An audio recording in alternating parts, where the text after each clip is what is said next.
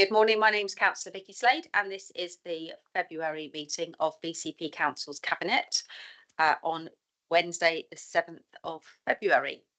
Thank you to all of the members of the public who are here to be part of the meeting today. We have several councillors in the room as well and we have quite a few people online. So first of all, before we get started, I'm going to ask Sarah to take us through the housekeeping and then we'll get on with the agenda items. So Sarah, over to you. Thank you. Please note that this meeting of the Cabinet is being recorded by the Council for live broadcast and will be published on the Council website for a minimum of 6 months. Please could everyone present follow these ground rules. Only speak when invited to by the leader. If accessing via Teams, always turn on your video function when invited to speak and state your name. Please use your microphones when speaking and mute or turn off your microphone when you are not talking. If you are accessing via Teams and would like to speak on an item, please indicate to do so by utilising the raise your hand feature in the bar at the top of the Teams window.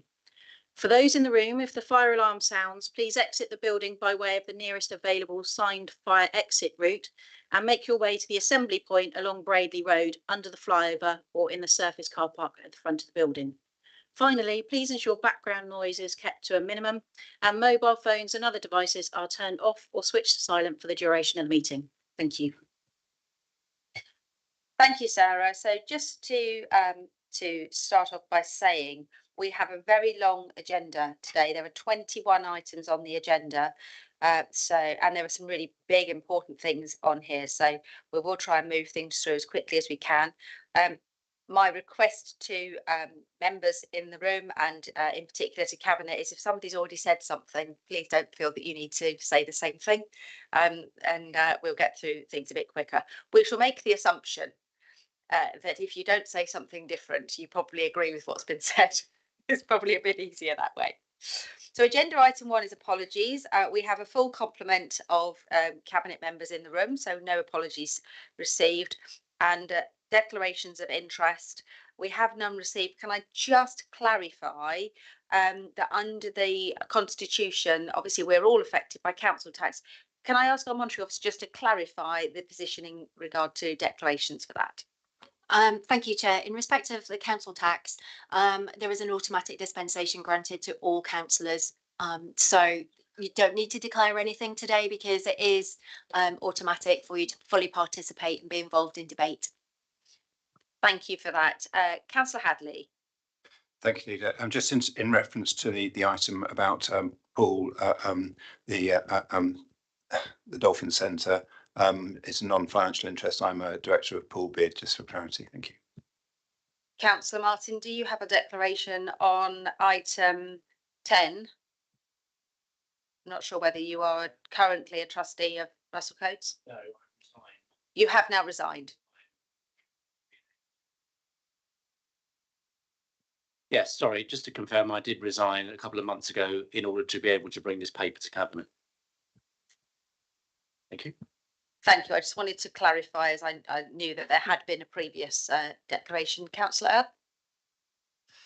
Thank you. Yeah, I was just going to declare on item 16 that I run an organisation which is based in 2 libraries in Poole called the Branksome and Rossmore Community Bridges and I chair the management committee there. So it's a slight crossover, but nothing non-pecuniary. Thank you. If anybody else thinks of anything as they go through that they feel they need to declare, do let us know as we start the item. So that takes us to agenda item 3, confirmation of minutes. Do I have a proposer? Happy to propose. Thank you, Councillor L. And Councillor Cox is indicating that he's happy to second. Agenda item 4 is public issues. So just to explain how this works, we do have quite a few visitors in the room.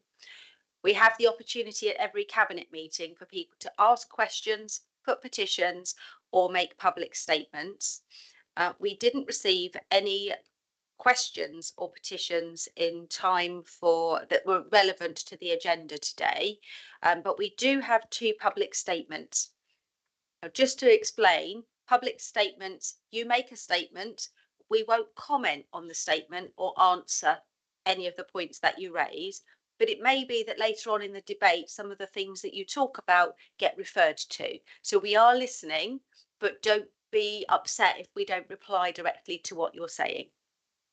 Normally, we ask people to come up to the table next to where Councillor Cox is sitting. So I'm not sure whether Mr. Stanley Watts, you are, yes, that is Mr. Stanley Watts, I can see. So when we get to Mr. Stanley Watts, we'll ask him to come up to the usual position with the microphone.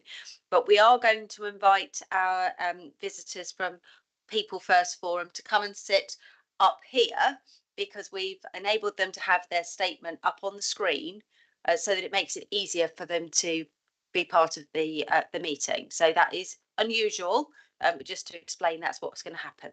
So first of all, can I ask, is it Sean and Ruth who are coming up? So if you'd like to come up and sit here next to James,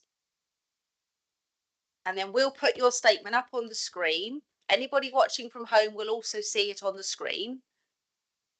And hopefully that will just help to guide you. If you come here, then everyone will be able to see you really well. And then you need to turn on the microphone, press the button.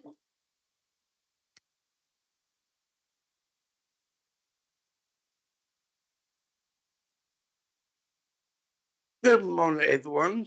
My name is Sean. I'm one of the co-chair for PFF Forum. Good morning, everyone. My name is Ruth Crook. I'm a family carer and I'm a trustee of People First Forum.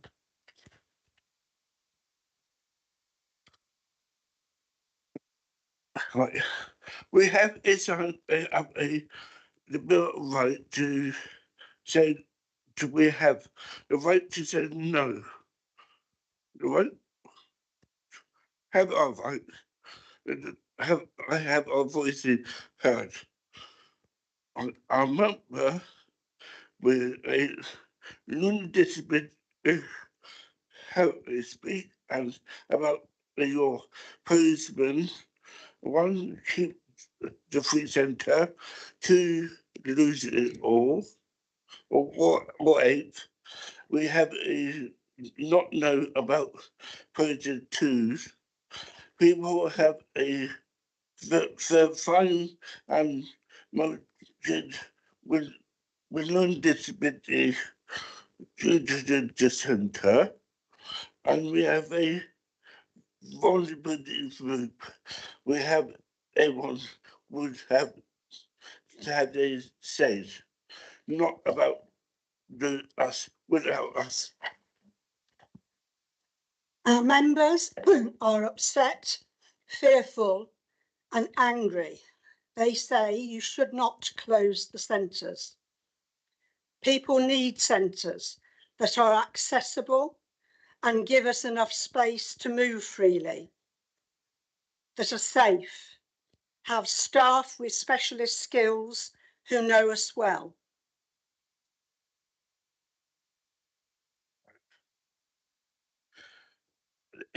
Carers should not to shut them down.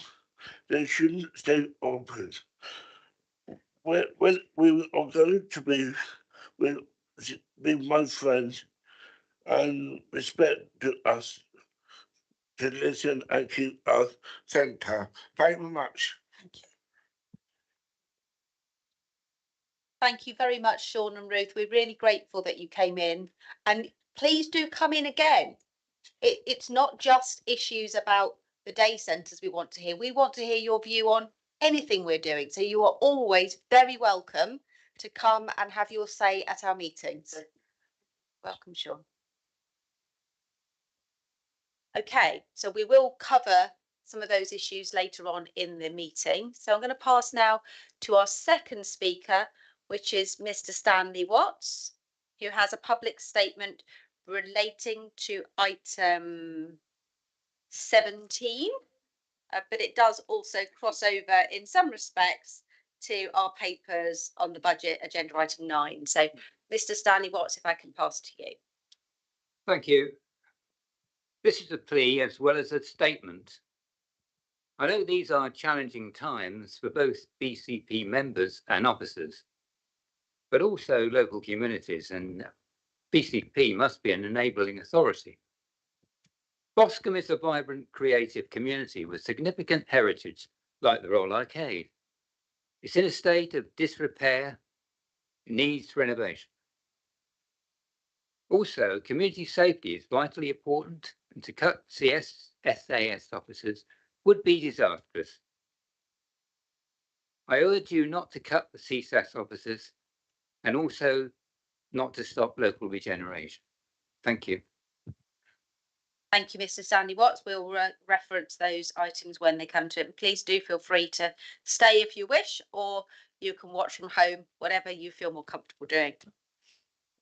So that moves us on to agenda item 5, which is recommendations from the Overview and Scrutiny Committee. Now, just to explain the process, our chair of Overview and Scrutiny Committee will be invited to speak on any of the agenda items which have been to scrutiny as chair of scrutiny. He's obviously welcome to speak as a councillor on any item. But before we come to the agenda, can I just check whether there are any recommendations from Overview and Scrutiny Committee that you need to present that do not relate to items elsewhere on the agenda, Councillor Bartlett? Good morning, Leader. Good morning, Cabinet. No, there are no other recommendations. Thank you. Thank you, Councillor Bartlett. So we'll come back to you when we get to different items. And just in terms of the order of the meeting, so as usual, if it's an item that's been to Overview and Scrutiny, we'll go to Councillor Bartlett first. So we have a proposer, a seconder, and an introduction. We then go to Overview and Scrutiny. If Overview and Scrutiny have nothing to say, we then go to members who are not on Cabinet, and I noticed we have 3 in the room and obviously Councillor Bartlett online, and then once we've heard what they have to say, we then go to the debate amongst the Cabinet before we take a vote. So that takes us on to the first substantive item, which is agenda item 6, budget monitoring 23-24 quarter 3. Councillor Cox, I believe you're presenting. Do you have a seconder? I'll happily second, Leader. Thank you, Councillor Martin. Over to you, Councillor Cox. Thank you, Leader. This report is for noting and for agreeing the acceptance of grants and delegations for the delivery and capital requirements for schemes over £1 million, which has been set out in Appendix C. As has been well documented, the budget for the current year relied on £30 million being drawn down from reserves and the delivery of £34 million of savings, the largest and most challenging to date. This also included £9 million of unidentified savings. In order to be able to achieve this, we took the decision early to freeze the non-budgeted expenditure. Managing to achieve this has been very, very difficult, not helped, of course, by the demand pressures that all councils are under, and also a very wet summer. In terms of the key variances, I'll just highlight the following. Adult social care has contributed significantly to savings against budget, despite care cost pressures. Children's services have struggled to control costs, particularly in respect of the use of agency staff, but considerable work has been done to review the costs of all children in care. In operations, the very wet summer, as already spoken about, had considerable effect on the parking revenue, and there has also been well-documented problems in the bereavement services. The corporate services have seen a number of very significant variances. Negative variances included the significant pay award for 23-24, providing a £4.5 million pressure. The unidentified transformation savings, which referred to earlier, added a further £6.7 million. And the restriction on the revenue able to be transferred to the transformation added a further £2.4 million, a total of £13.6 million of pressures. We have been able to offset these with a £2.5 million saving in the utility prices, a £1 million business rate adjustment, a £3.6 million use of contingencies and provisions, £1.4 million worth of interest savings, and of course the £9.2 million we have saved by adjusting the minimum revenue provision. In summary, we are estimating now a small surplus of £2.8 million, which helps towards our medium-term financial plan. So I'd recommend this report to Cabinet and Council. Thank you, Councillor Cox. That's quite sobering, really, isn't it, when you realise quite how much work has gone into that to actually try and get things, keep things on track in a very difficult year. So this didn't go to scrutiny, I don't think. So are there any members outside of Cabinet that wish to speak on this one? Councillor Canavan, would you like to come to the table?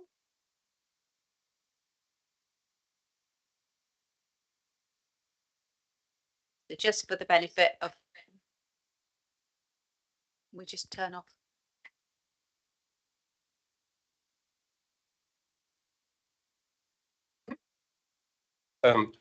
Thank you, Chair. Thank you for the opportunity of saying Can something you just about. pause a second while we turn the sound off on your laptop? Or at Okay. least unplug it. Sorry, I can't without my headphones. I No, can't- that's fine. It's I just can't hear we're you. all getting an echo, so Yeah. just bear with us. And I thought I'd switched it off. George, so- if you can make sure it's back on when Councillor Canavan gets back to his chair. Go ahead, Councillor Canavan. Thank you. Thank you for the opportunity, and thank you for your patience in coping with my lack of hearing. I just wanted to say something about, if I may, about the addendum and the supplementary paper that's been submitted, which I. Sorry, Patrick, can I stop you? This isn't the budget paper. So I just wanted to make that point to the public. This is the Q3 monitoring report for the in-year. The budget paper is coming up at item 9. Okay. If there's anything you want to say about the in-year saving, but pause on your addendum because I think that's going to have a really great debate at item 9. I'll save my words for item 9 then, Chair, if that's okay with you. Feel free to speak on this one if you like, which is looking No, backwards. I'm All right. I'm saving myself. Thank you, Councillor Canavan. I was about to say to any public that are watching, this isn't the budget debate. You can expect a much more interesting debate when we get there. Is any other member wanting to speak on this one? If not, anyone on Cabinet wanting to speak on the budget monitoring? Councillor Wilson. Thank you, Chair. Yeah, it was just in relation to Appendix C. I really welcome the acceptance of the local authority housing fund, but just looking at the recommendation, it says in consultation with the portfolio holder for health and wellbeing. I'm not sure if that's a mistake and it's meant to be housing and regulatory services. So just wanted clarification on that, unless David wants to be there. Can we just clarify whether that is an error? So obviously it falls within the Wellbeing Directorate, which is correct, but actually the portfolio holder for housing is probably the right person for that one. Anyone else want to speak on this one? Councillor Brown. Thank you, Leader. I'll just speak briefly on this on a couple of points. Firstly, picking up the sort of change in Q3 and the really positive change actually, and it's not been without difficulties and without pain, you know, that we've had a sort of expenditure freeze on sort of non-statutory items unless they've been agreed. And there's quite a major change within the Wellbeing Directorate. The numbers look big, but actually when you look as a proportion of the budgets within adult social care and that, they're still fairly small percentages really, but you only need a small shift in demand or type contributions, that sort of thing, to make quite substantial differences in the numbers. But it's, you know, I think it's to the credit of officers right across, not just wellbeing, adult social care, which is my area, but across all areas, that actually we've managed to get to this point at Q3, which really sort of underpins our sort of future and our medium-term financial plan. And I think it's just to make sure we record our appreciation for efforts at all levels across the organisation to make sure that we are being really prudent and careful with the finances, because we've been in such a difficult financial situation. And talking about prudence and being careful with our finances, I did want to just talk briefly. Paragraphs 12 to 17 in the report talks about the closure of Future Places Limited and the financial consequences resulting from that, and the payment being made to Future Places and the debt being written off. And I think just to the credit of my colleague alongside me, our portfolio holder for finance, about the £4 million provision which we made early in the year. It was carried over from last year's surplus. That £4 million of that was set aside to cover the costs and any loss as a provision on the closure of future places. And I note in that 2.37 million of the debt remaining will be written off against that £4 million provision. And so I think that really just indicates the complete change in the way we manage our finances, frankly, under this new administration. Actually, we are being really attentive and careful to the finances, and where there are problems, we make adequate provision prudently ahead of that to make sure that we don't get any surprises later on.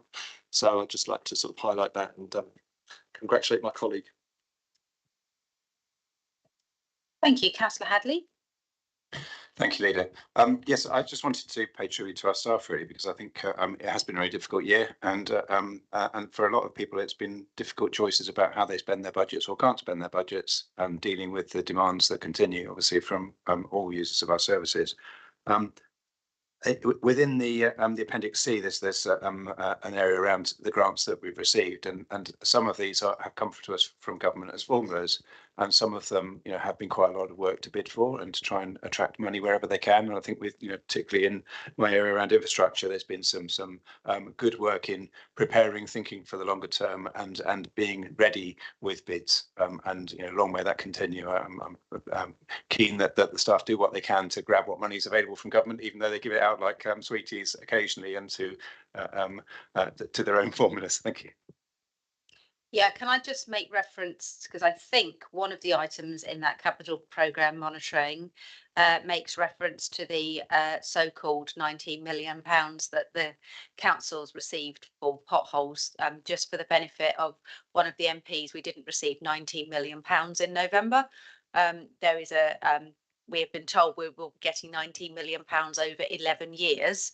That is publicly available information, and it's disappointing that they didn't check that first. The amount we get within this year is £600,000, and I'm very excited to announce that some of the projects that are included within that are going ahead very, very soon. Some of the worst roads in BCP, including Guest Avenue, which I know from our Borough of Poole days, we've been, begging for improvements on for probably more than a decade. So and the announcements on next year are just coming through as well, and there's some other roads there that ward councillors have been campaigning on for many years. So it's 600,000 in this year. It will be £600,000 the following year, and we have yet to know how much of that 19 million will come in subsequent years, but we absolutely did not get £19 million check in our bank account.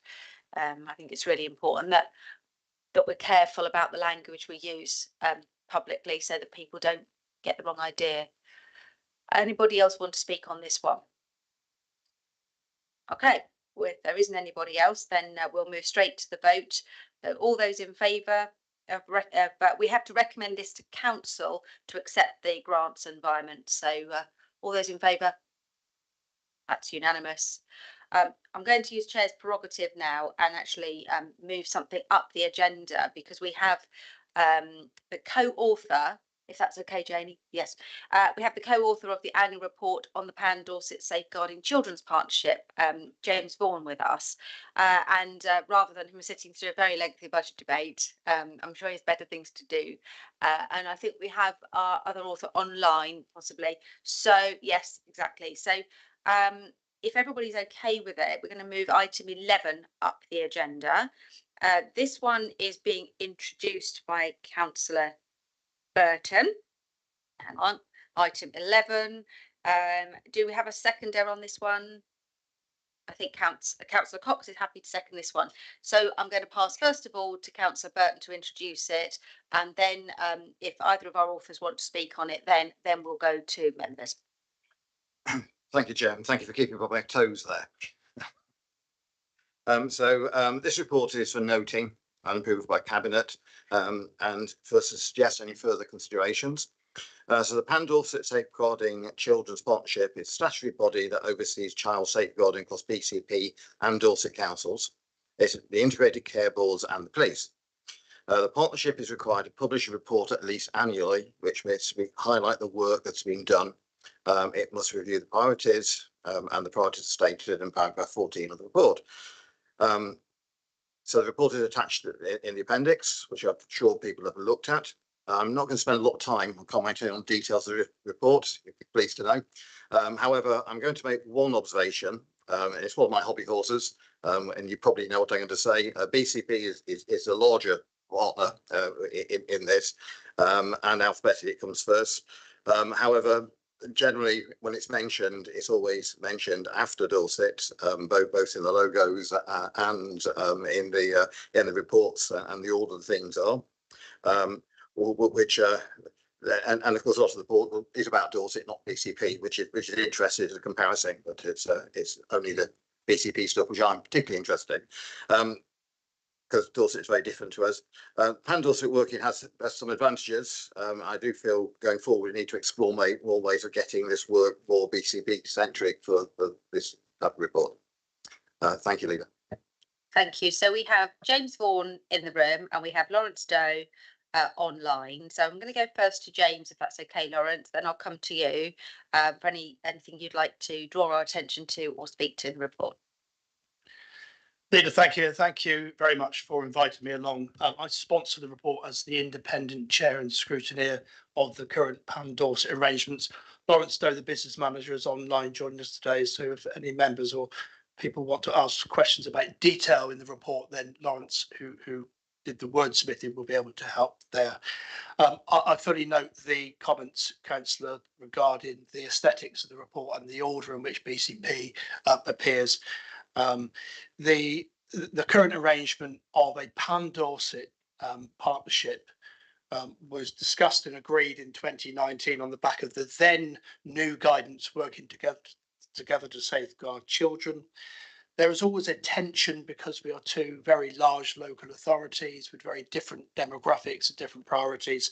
And until now, over the last few years, we've agreed that on balance, the benefits of working at a Pan Dorset level outweigh the challenges. I have to say that the Working Together to Safeguard Children has been rewritten and published in 2023. The eagle-eyed amongst you will note that there is no longer a requirement to have an independent chair and scrutineer, and those responsibilities fall to the executive in the proposed future. That and the fact that your partner local authority, Dorset Council, is in pilot phase of the family's first pilot, the tensions between that exist at a Pan Dorset level continue, and the executive, I'm sure, will be looking this year at whether we can make different arrangements more fit into the new guidance and more in line with the needs of this authority. So more of that from your executive in the coming months. But thank you for introducing the report. It's as read. I don't propose to go through the report in any detail. I'm very happy, Leader, to take any questions from members around the report should they have them. And likewise, Lawrence is in the room to help with detail. Thank you. Thank you. Lawrence, did you want to add anything? Not specifically. I suppose there's a couple of things I could add, just that what I just want to alert to people is that each of those, BCP and Dorset, both have their place-based arrangements that implement the Pan Dorset arrangements. So they both have particular focus on their areas, and BCP, as does, have very effective place-based arrangements that look at their work. The other thing I just to flag up is that the priorities for 2023-25 are in that report, which is violence experienced by children and young people, including sexual violence and abuse, domestic abuse, physical violence and knife crime, children's mental health and emotional well-being, and neglect. And those priorities were agreed across the Pan Dorset area. So happy to take any questions. Thank you, Lawrence. So before we come on to the Cabinet members, any of the councillors outside of Cabinet want to speak on this one? If not, I'm going to take Chair's prerogative and go first. Looking at the priorities that you've got for next year, and I might know the answer to this, but I'm going to say it anyway. You've got 3 priorities, and the explicit priority around tackling child exploitation has disappeared, although I recognise there may be something in there around the violence part. Why it is something we know, county lines and things like that is something we know is on the rise, or we see is on the rise. why take it off as an explicit target? The wider violence agenda, which is a #1 priority at government level, as colleagues will be aware, is broad, and it involves violence against women and children. It involves criminal exploitation of children. It involves county lines, and we knew that certainly this authority and your community safety partnership, very, very clear priorities and work streams around violence and youth violence. So we tried to make that broad to ensure we captured all of the work that's happening at both of the community safety partnership and the other partnerships around the area. Thanks, James. I had a feeling that it was going to be wrapped up, but I just thought it was interesting that we've taken it off, and people need to know that this isn't a problem that's been fixed. No. Okay. Anyone else on Cabinet want to speak? Councillor Hadley. Thank you, Leader. Yeah, just really a comment on the comments at the outset. I have worked in the NHS in Dorset, and one of the challenges always is around borders. And I think, in terms of being joined up with partners with the NHS, which is Pan Dorset, and with the police at Pan Dorset, it's really important that we're joined up. And I would hate to see us going, oh, we're so different from Dorset. There's a lot of commonality. There's a lot of overlap. There's a lot of children and families who move between the two parts of the county. And obviously, if you are looking at children who need our support, then we need to give that the best way we can. And I don't really care if Ireland goes first or second, although it would be nice if perhaps there was a little bit more recognition of the equality and the size. So I think that partnership is really important, and there are other areas where we seem to be drifting apart. But I think this is one where, knowing, I have in my previous life worked with the MASH team a little bit and understand some of the agenda that you guys deal with. So I think it's really important that we do what we can to work together and find common ground, and also make sure we are meeting the disparate needs. Thank you. Thanks, Councillor Hadley. Anyone else? Councillor Brown. Thank you, Chair. Just a brief comment. I was interested when I looked through the report about the local and national learning, and the talk that one of the areas of focus in 2022-23 nationally was about unaccompanied asylum-seeking children, and ensuring effective undertaking age assessments and assessing and speaking with young people, providing effective education and placements. And I'm just aware that it's quite an important issue in Dorset, particularly being a place in BCP with an airport and a port. And I know from experience as a foster care in the past, having fostered unaccompanied asylum seeker children, that it's quite a testing and difficult area for our sort of children's social workers, and that because of language issues, cultural issues, and the whole issues that come with the reason those young people have arrived in our area. So I know that it's a really difficult and stretching area. So I'm pleased that that's been an area of focus to make sure that we've got our sort of systems in place that we need to have for dealing with that. Thank you, Councillor Brown. Anyone else? The only other comment I'd make from the report is really upsetting to see quite a marked increase from the previous year in the number of child deaths that were reported to the safeguarding panel. I mean, it says in the paper there's no apparent themes or patterns, but the fact that it's up from 23 to 37, what can or is being done to actually interrogate that a little bit? Thank you, Leader. Hopefully the report has some detail that will help you understand how we look at child death. We all take child death very, very seriously. We work together both with Dorset Council and Somerset, actually. We have a combined child death overview panel. In every case of a child death, the details from that death are examined carefully by the panel. We look for preventable factors. We look at sharing learning and try to capture as much information as we possibly can every year across those 3 counties to try and reduce child deaths further. Thanks, James. Lawrence. Just to add a couple of points on both those issues. One, in relation to child death review, the annual report is now being agreed, and so you'll be able to see more detail within that. So that'll give you a bit more breakdown in relation to those particular areas. We've just highlighted issues within this overview report, so that may be something the Cabinet might be interested in. And just to add around unaccompanied asylum-seeking children, that is an area that the BCP Children's Partnership has been particularly focused on, the place-based activities. So that is an area where BCP have certainly been the lead with the police and with health colleagues as well. So that's an area that we continue to work on in this coming year as well. Thanks, Lawrence. Anyone else before we? Oh, Councillor Martin. Thank you. Just a very quick one, James. The entire public sector, probably health, local authorities, police, and other agencies, are under severe financial strain, and probably will continue to be so. I wondered if you can just give and forgive me if it's outlined in the report, but I couldn't see it. But if you could give me a sort of an overview of how that impacts on the work that you're trying to do and the targets that you're trying to meet.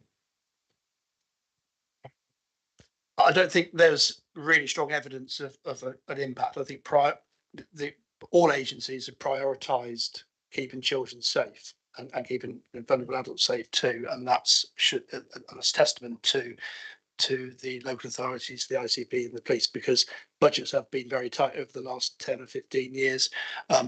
Those areas have remained a priority at the cost of other areas of perceived lower level harm.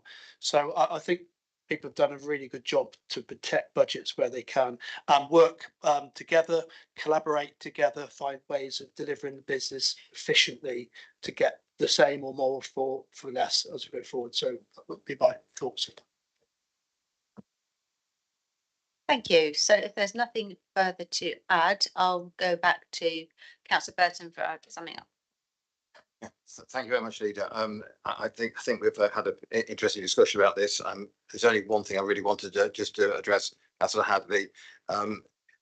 The point I made was actually that there's a lot of advantages working collaboratively, and I think that's a good thing.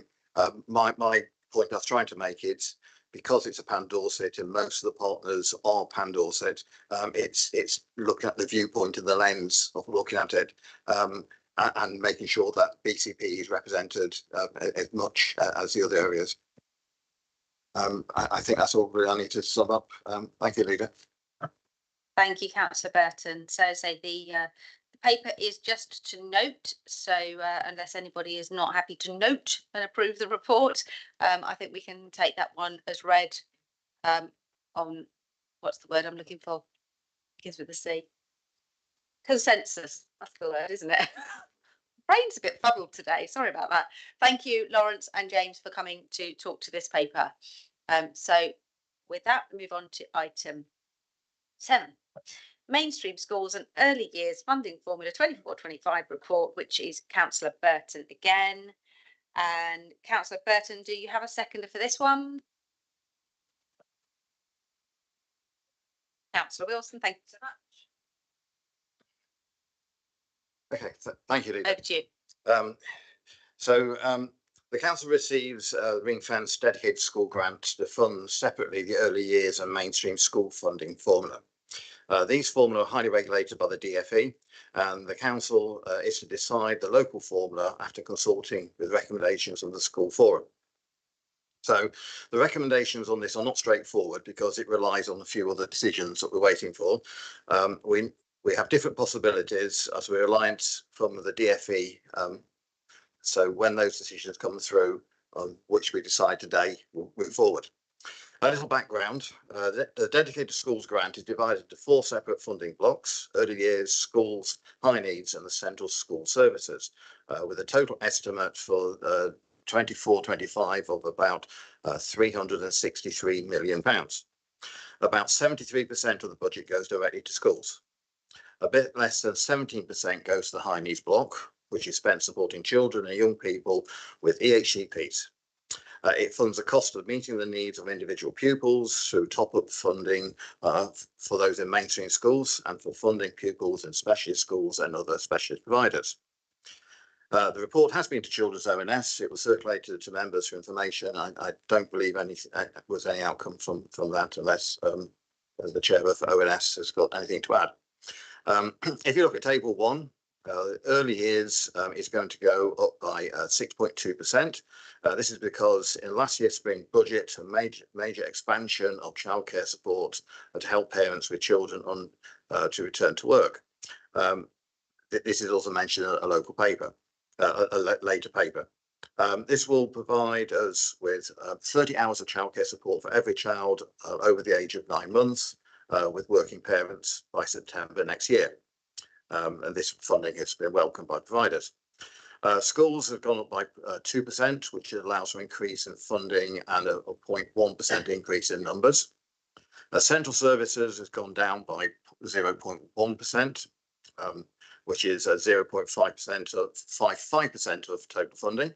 And the high needs have gone up by 3% increased funding, but not representative of demand increases.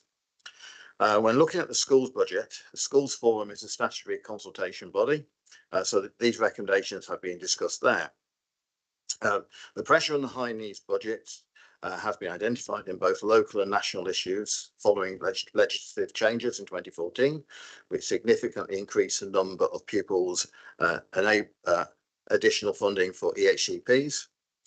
When the National School Funding Formula was introduced in 2018-19, the ability for local authorities to manage this pressure was affected. Further pressures have been created by the high level of permanent exclusions from mainstream schools. Transfer of funding from the schools block to support the high needs can be agreed by the schools forum 1 year at a time, and is limited within the regulation to 0.5% of school block funding. It has remained at this level each year since restrictions were implemented, and it equates to about 1.3 million in 24-25. The schools forum on the 13th of December agreed that only surplus schools block funding could be transferred to support the high needs. There's been a lot of interest in the dedicated school grant management plan and the safety valve.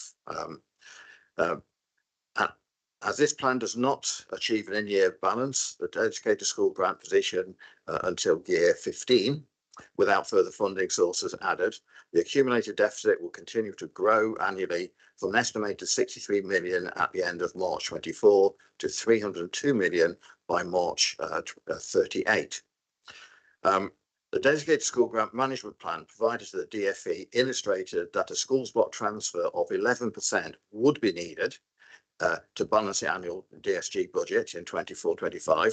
This is an illustration provided to demonstrate the magnitude of the deficit and was never a suggestion.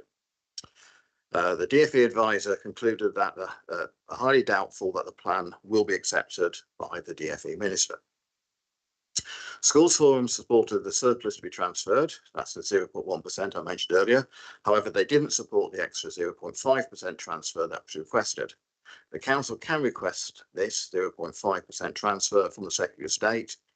If a transfer of 0.5% was granted by the Secretary of State, the schools forum recommended that all schools should contribute funding to the transfer, including those with the minimum per pupil funding level allocations.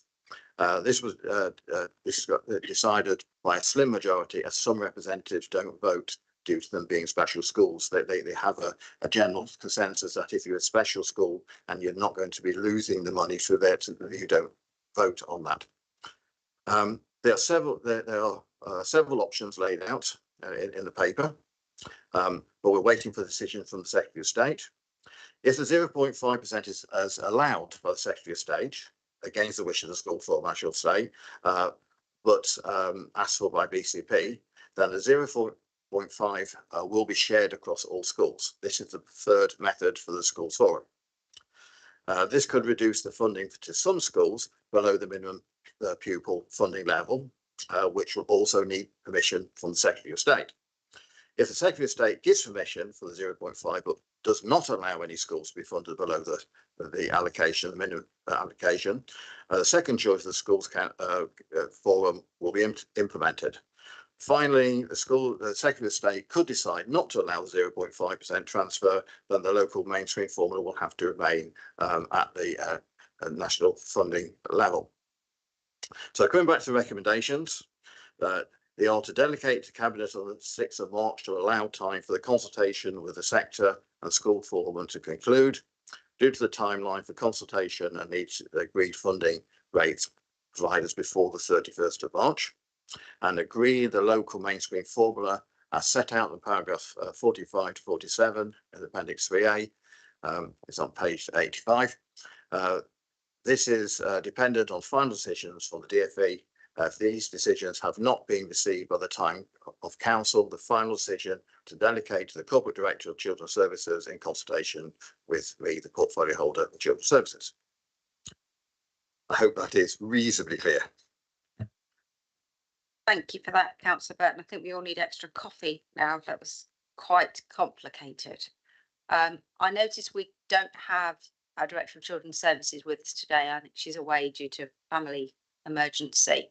I can see we've got Nicola, who's our numbers person for children's, but I'm not sure about our policy and understanding the rest of it. So Nicola, it may be that I come to you with some questions.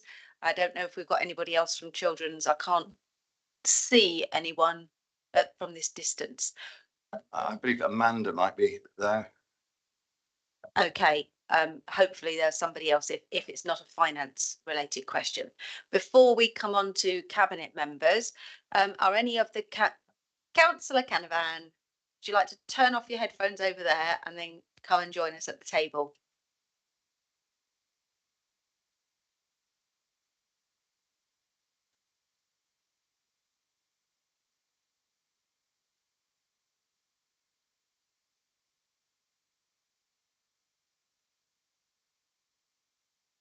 I have switched them off, so hopefully you don't get the feedback this time. I wonder if I might just ask for clarification, and thank you for Councillor Burton's explanation. I'm just trying to understand the relationship between these recommendations and the debate which is going to come before full council on the 20th of February about SEND. I'm sure Cabinet will be fully aware that there is a petition which is going to come before council on that date, and I have submitted a motion about the safety valve which will come before Cabinet on that date. So I'm wondering the extent to which these recommendations cross over the debate that's going to come before full council. We have taken different opportunities to try and get clarification about the decision-making process and the ability of council to be able to influence the outcome. Not easy, because we're obviously still waiting for a response from the DfE about all of that and trying to understand the timescale. But I am just seeking some reassurance that none of this or none of these recommendations will interfere with the ability of council to take a decision on the 20th of February in relation to safety valve. Thank you. Thank you, Councillor Canavan. Any other non-cabinet members wishing to speak on this? No. Okay. Who would like to start the debate? I have a couple of questions if you need some time. Councillor Hadley. I guess it's a simple one, just that the first word delegate the decision to our next meeting is surely defer the decision to our next meeting rather than delegate, because it's the same. That was one bit, and then the other really is in terms of the local mainstream, whether agreeing the local mainstream formula preempts anything we can do about the early years formula. And given there's uncertainty from the DfE, I assume that's in order to allow the schools to get some planning ahead for the year ahead, rather than have everything last minute. That's why we're being asked to approve that now. Thank you. Did you want to answer that? Yes, I think you're right about the first point. It will probably be misreading my notes. Yes, I do believe that there's a statutory time on it, and therefore that's why it has to be. But yes, it is because schools do need the clarity of their funding, because quite rightly schools are worried because they're also feeling financial pressures and they have planning to do. Thank you. Councillor Brown. Thank you, Leader. Yeah, just a few comments, and this is a really complex financial area. I've previously, a few years ago, attended Schools Forum and been involved in discussions around this, so I have some understanding, but it is often very difficult to sort of get your head around it. And I do note all the recent public commentary regarding the high needs block and the safety valve and the concerns about that and around the funding formula. And I've been sort of following that as much as I can. But for me, it's one of the tables right early on in the report, which highlights the fact that this whole area is really difficult in terms of the council's finances, but it's completely driven by national government funding priorities that behind all of this. And we can do what we can do, and we can try and have a 0.5% transfer to the high needs block to support the growing costs on that. And I support that, frankly, because we really need to sort of keep the funding as best as we can for that high needs block for those pupils with special educational needs and disabilities. But it's totally driven by national funding priorities. And when you look at that table 1 and the fact that the government are increasing the early years funding block by 66.2% this year, by £13 million, going up from nearly £14 million from 21 million to 35 million, because they're extending the sort of the availability of sort of early years support. I completely support that. I think that's great that we're getting that funding for early years, and people will be able to sort of access that much more. But frankly, I'd have much rather seen a 66% increase in the funding for the high needs block, and that would transform the sort of the experience of pupils with special educational needs and disabilities if the government actually was serious about it, put serious funding, adequate funding behind that. And I've seen some frankly misinformed commentary about the fact that it's down to BCP financial mismanagement. It's not. The government funding formula changed, and we just are not adequately funding by national government to provide the statutory requirement that the government are telling us we need to provide for this high needs, but they're just not funding us to do it. And yeah, I think the message should go back to government. Great, you've done a 66% increase in early years. Now can we have a 66% increase in the high needs block, and that'll give us a chance of actually funding it adequately. Councillor Hannah. Thank you, Leader. First of all, in terms of the query that Councillor Canavan raised as to whether any decision taken today might preempt decisions taken by full council on the 20th of February, I noted that Miss Berry's head was shaking at the time to confirm that no, there would be no issue in that regard. So I hope that reassures Councillor Canavan on that point. I will bring in Ms Berry in a moment so she can just clarify more than a shake of the head. So we'll come back to that, just because it's important other people get to hear what she was shaking her head about. Carry on. Okay, and I'm pleased at that. The other thing I wanted to say was that as a former head teacher, I can fully understand the sense of concern, if not panic, that was expressed by the heads of our schools at the prospect of an 11% reduction in their budget. I would not have welcomed anything of that sort from my school's budget. And I think it's incredibly sad that there were people out there who were saying this is an actual proposal, when, as Councillor Burton has pointed out, it was never being proposed by the council, by himself, by anyone. It was a scenario that was found to be totally unacceptable before it even got into the public arena. So I do disparage those who actually play politics with that in an unfortunate way in the public arena.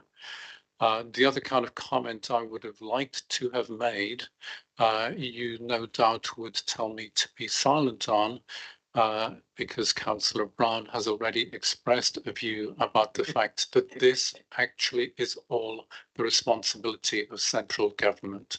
And central government provided councils with the funds needed to support children with special educational needs and disabilities, there would be no issue. Thank you.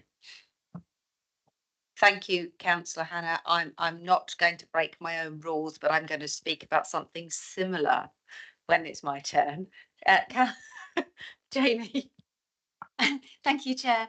Just to confirm that this item does not fetter the ability of council to have a debate on the safety valve. Thank you very much. So just to take that opportunity, I just want to clarify two things. firstly, of course, you know, as a parent of 4 children for whom childcare was eye-wateringly expensive, everyone would welcome our children getting more access to funded childcare. I'm not going to call it free because it's not free, it's funded. What I just want to clarify, and I don't know whether Councillor Burton, Nicola, or anybody can answer the question. I think I know the answer is no. That extra funding is going in to enable that childcare, but the rate at which, the hourly rate at which those nurseries are being funded is completely inadequate, and we're going to see more childcare provisions close because the funded provision means that the paid for provision is no longer going to be able to subsidise the funded provision. The system is, so 66 million is wonderful for the parents, but my understanding is it's not actually enough for the childcare providers to be able to sustainably maintain their businesses. I don't know whether we have that information or whether perhaps we need to get some clarity. Now, it's not in our gift, that's the money that's come in.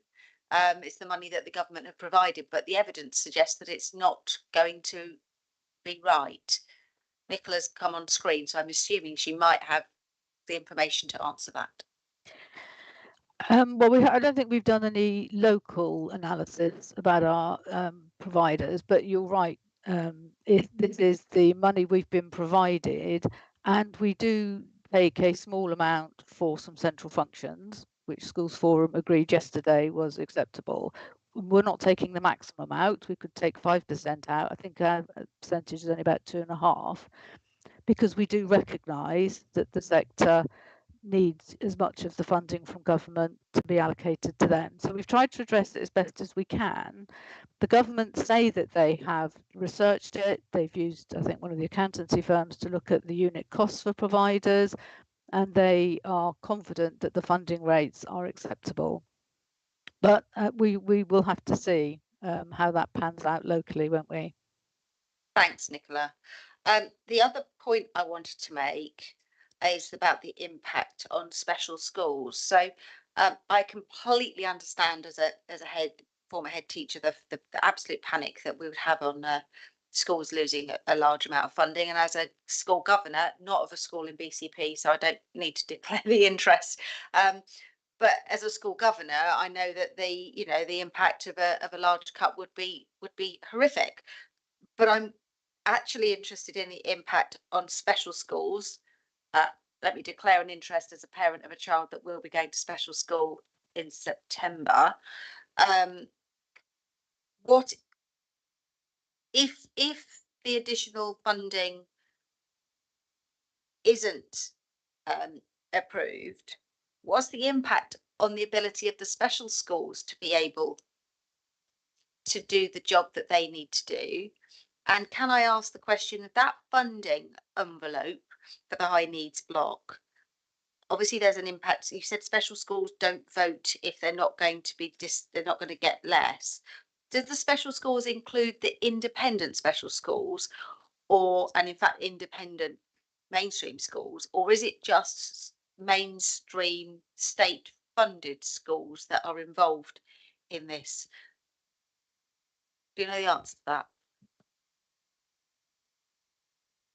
You'll obviously just take the shorter. Well, Schools Forum, I don't believe, and I'm not an expert in what makes up Schools Forum, but I don't believe the independent special schools are represented there. The reason that the specialist schools don't vote because the funding will not be taken off them. Therefore, they decide that they will just stand back and allow the other schools to vote. That's why the majority was only one on that. Yes, but if any of the officers know more than me, I will be pleased to. So the inability to increase the funding doesn't reduce the funding to the special schools. The reason that it's a problem for the council is that the shortfall falls to the money that we have set aside in this side account. The issue is that when a child, of course, receives an HEP, that is that the money follows that, and to a large extent, the council then fund that, and we're unable to not fund that, and therefore that is why the deficit is building up. So the schools get the funding, but we have to fund it. Thank you for clarifying that. Okay, anybody else got anything they want to add on this one? It is the first of quite a few schools child related papers, so we may have some crossover. If there's nobody else wishing to speak on this one, then I think yeah, and the deferral versus the delegation, we need to make a decision today to get some of the work done, but then there's a further decision to make next month. Yes, and it depends, and what we're deciding depends on what the Secretary of State decides, as I said. Yeah. So for clarity, have we been told to expect a decision from the Secretary of State by the end of this month? And just in terms of the comments made by others and that we've heard sort of outside, is if the Secretary of State were to make a decision to allow the safety valve application, and this paper suggests that because we're proposing a 15-year plan, not a 5-year plan, that looks unlikely, there would then be a democratic process through which that would be scrutinised, go to Cabinet, and then go to full council for a vote on whether to proceed if he was to, if she was to agree it. If she does not agree it, do we know what, or if she says no, not interested, 15 years isn't happening, do we know what happens then? Because I don't think any of us have established that. Nicola, do you know the answer to that? Yeah, sorry, can I just come in there, Vicky? So the delegation is for the early years formula only, because the paperwork wasn't and the consultation only concluded relatively recently, and the schools forum meeting was only yesterday. So the delegation is for Cabinet to make that decision rather than council. So apologies for the paper. What the recommendation should be that Cabinet recommend to council. So these are decisions of council, but there isn't a council decision in March, so it needed to be delegated to another body, which I've suggested is Cabinet next month. That allows time for the paperwork to be completed, and if any scrutiny is wanted to be held, it could be done. There hasn't really been time from the forum meeting yesterday to conclude that piece of work. So that's the early years part. For the mainstream formula, we are hoping to have a decision by the council meeting. DfE are aware of the timing of our council meeting, and in previous years when we've had this issue, they have given us a meeting before council, so we know exactly what our options are. So at the moment we're not quite sure on the full options, because we're waiting for the Secretary of State to tell us what they would approve and what they wouldn't. So these are decisions for council, and for the mainstream formula they must be taken by council in February, because we are required to let schools know what their formula is by the end of February. Early years, however, the regulations require that they know by the end of March. Clearly we want them to know as soon as possible, but that's the timescales that are laid down in the regulations. So just to clarify, because I know that I suspect that Graham Farron might want to say something, and Councillor Burton. So let's, I'm going to play devil's advocate here. What if the Secretary of State gives a decision about whether or not to allow the proposal a few days before full council, and that means that there isn't the opportunity for there to be any level of scrutiny or wider debate other than being tacked on to a very full budget meeting in less than 2 weeks' time, at which we have to make a decision, yes or no? That doesn't feel like a democratic process to me. Graham, would you like to just clarify, because that frightens living daylights out of me? No, just very simply, we don't think that would be reasonable. We would need to then potentially arrange an extraordinary council meeting if we believe there's something we want to put to the council as a decision. So, you know, I think the decision would be too great to be taken by delegated authority. I think we've already made that clear, and too politically charged, if you like, to make it through officers' delegations. So, in that scenario, I don't think you could debate that and decide within 2 days we'd arrange an extraordinary council meeting if that's what we want to do.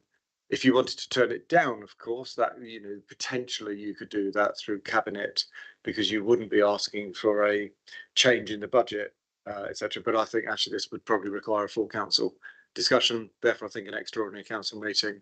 And just to be really clear on the other question you asked earlier, which is that if the Secretary of State just writes and says, no, go away, we're not doing a 15-year deal, not doing the deal you've offered, then nothing has changed from where we are today, which is that we continue to spend more than the budget that's available because the services cost more than the government is giving us in grant to fund these services, and therefore it continues to go into that set aside debt, which is off the balance sheet.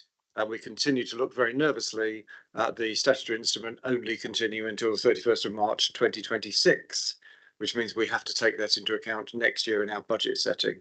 So as far as I'm concerned, nothing changes if there's no decision to take. If there's a decision to take, we would have to take that through full council, and you would need time to consider that. You might want to take it through a special overview and scrutiny to allow you to have that view as well. Thank you for that reassurance. Councillor Burton, did you want to just add anything? I'm now feeling very nervous. Do you want me to sum up now, or do you want? If does anyone else have anything else they want to say on this paper? If not, then I'm happy for you to say what you say on that and sum up at the same time. Okay, I'll just try to take points in sort of an order, because we have gone round in sort of slightly. Yeah, I think that the safety valve debate at council, and that's been covered, so I haven't got to speak to that. Coming to what Councillor Brown said, and a couple of other people, you are quite right. The funding that we're getting is not adequate. Yeah, just I don't want to give lots of history lessons here. EHCP started in 2014. That's when the rules changed. There was lots of good things about that. However, no funding followed it. The local authorities could manage that because up until 2018, 2019. Now, it so happens, of course, that's the point where BCP formed. It's not because BCP formed that the management of that funding stopped. It's because that's the point where the national funding formula was introduced by the government. So at that point, the local authority weren't enabled anymore to actually take any extra money because of the national funding formula. And it's that point which the deficit really started to go up beyond our control, because there's nothing we could do about it. Coming to the childcare item, item 14, leader, will probably, under childcare spending, we'll probably come back to that at that point. And one extra thing, of course, we've got this complication.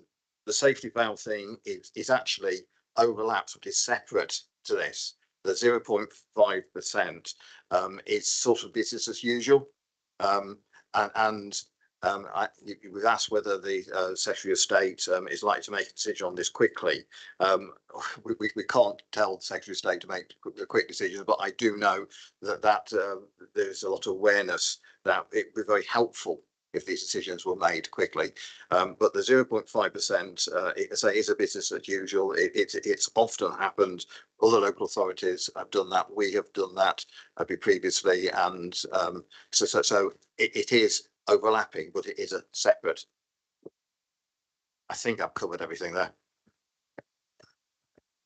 Thank you for that, Richard. So delegate decision for early years formula to us for next month, because this has to go to council. Yeah, okay. And agree the mainstream formula. Andy Hadley. Yes, sorry, just on the wording, Leader. From what I thought I heard Nicola say, what it should have said is this cabinet recommend to council that was the top line. That's what I just, as I read that, I thought, hang on a minute. So we have to recommend this to council to come back to delegate. Is that correct? So so typically in the first line it should say it is recommended that cabinet recommend to council that one delegate the decision.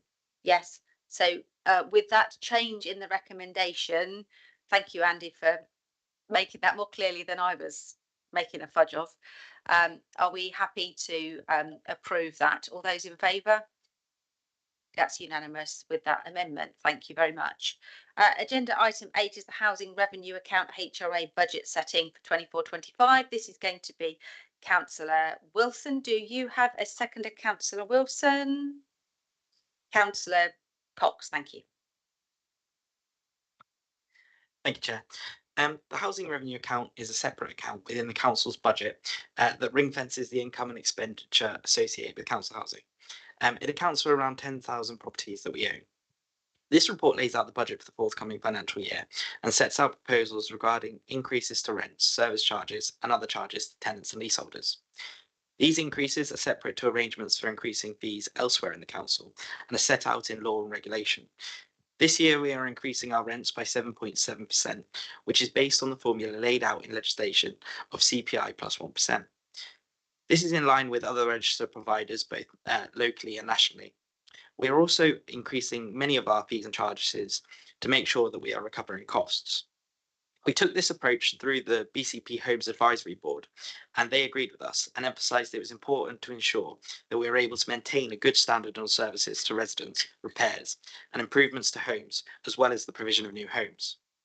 It is worth noting the improvements in building safety regulation of social housing following Grenfell that are now being implemented. These changes are significant, and this report sets out the requirements that the council must meet.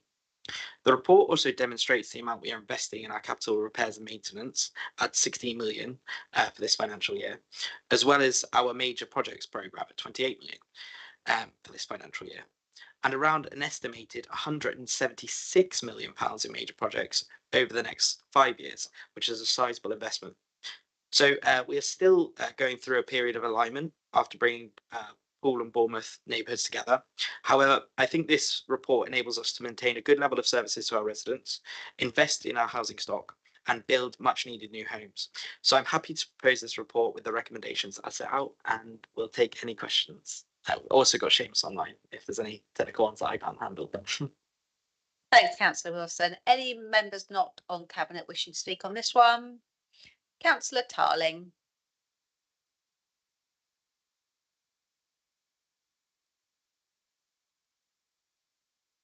Thank you very much, Councillor Wilson. As a ward councillor for Christchurch, we're facing issues and challenges at the moment developing in the Christchurch area because of the nutrients bill. And I appreciate that none of the housing stock that, or very little, if any, of the housing stock includes Christchurch because it was all sold off by the former borough. But going forwards, as a plan, the plans of BCP to develop council housing in the Christchurch area, and how would that be affected by our challenges at the moment? Okay, Councillor Wilson, did you want to come directly back on that? Yeah, I can do. Thank you, Councillor Tarling, for your question. I think that's a really good question. I think it's something that even previously back in 2019, when I first had the role, it was something that we were considering, spreading out into Christchurch. So if and when sites become available, there's potential for that. But I think it's also about working closely with the housing association that owns most of the stock there, Sovereign. So in the spring, we're hoping to have an away day type thing with Sovereign and other local housing providers within the area to see what their development plans are. So I think that's probably one that we can come back to, but it's something that's definitely on our agenda. Go on then. Thank you, Councillor Wilson. I'd love to be involved in those meetings with Sovereign. Thank you. Perfect. Cheers. Thank you, Councillor Tarling. Okay, so we have Seamus online should we need him for anything, but this is the HRA account. 7.7% seems fairly standard across. That's the government figure for rent increases, which is being followed. I think I had several emails from housing associations that confirmed that that's the same figure that they're using for their rent changes this year. Does anybody want to speak on this one, or are we content? Councillor Hadley. Thank you, Leader. Yes, I was pleased to see paragraph 136 around energy efficiency measures, including refurbishment of existing homes. There's discussion about a more efficient gas boiler. I kind of hope we'd move beyond that. But I was then also keen, and I've been trying to get for our climate emergency dashboard that I'm trying to get created, some measure of the level of PV we have on solar on roofs of our social housing stock. I know we've got quite a lot historically, both Poole and Bournemouth councils invested. really difficult to get the numbers for Poole. I have seen something from Bournemouth, but that would be worthwhile. But it's also worthwhile in terms of what's missing and what we could do to improve that, both in terms of our climate emergency, but also in terms of fuel poverty, because directly it helps to reduce the bills for tenants.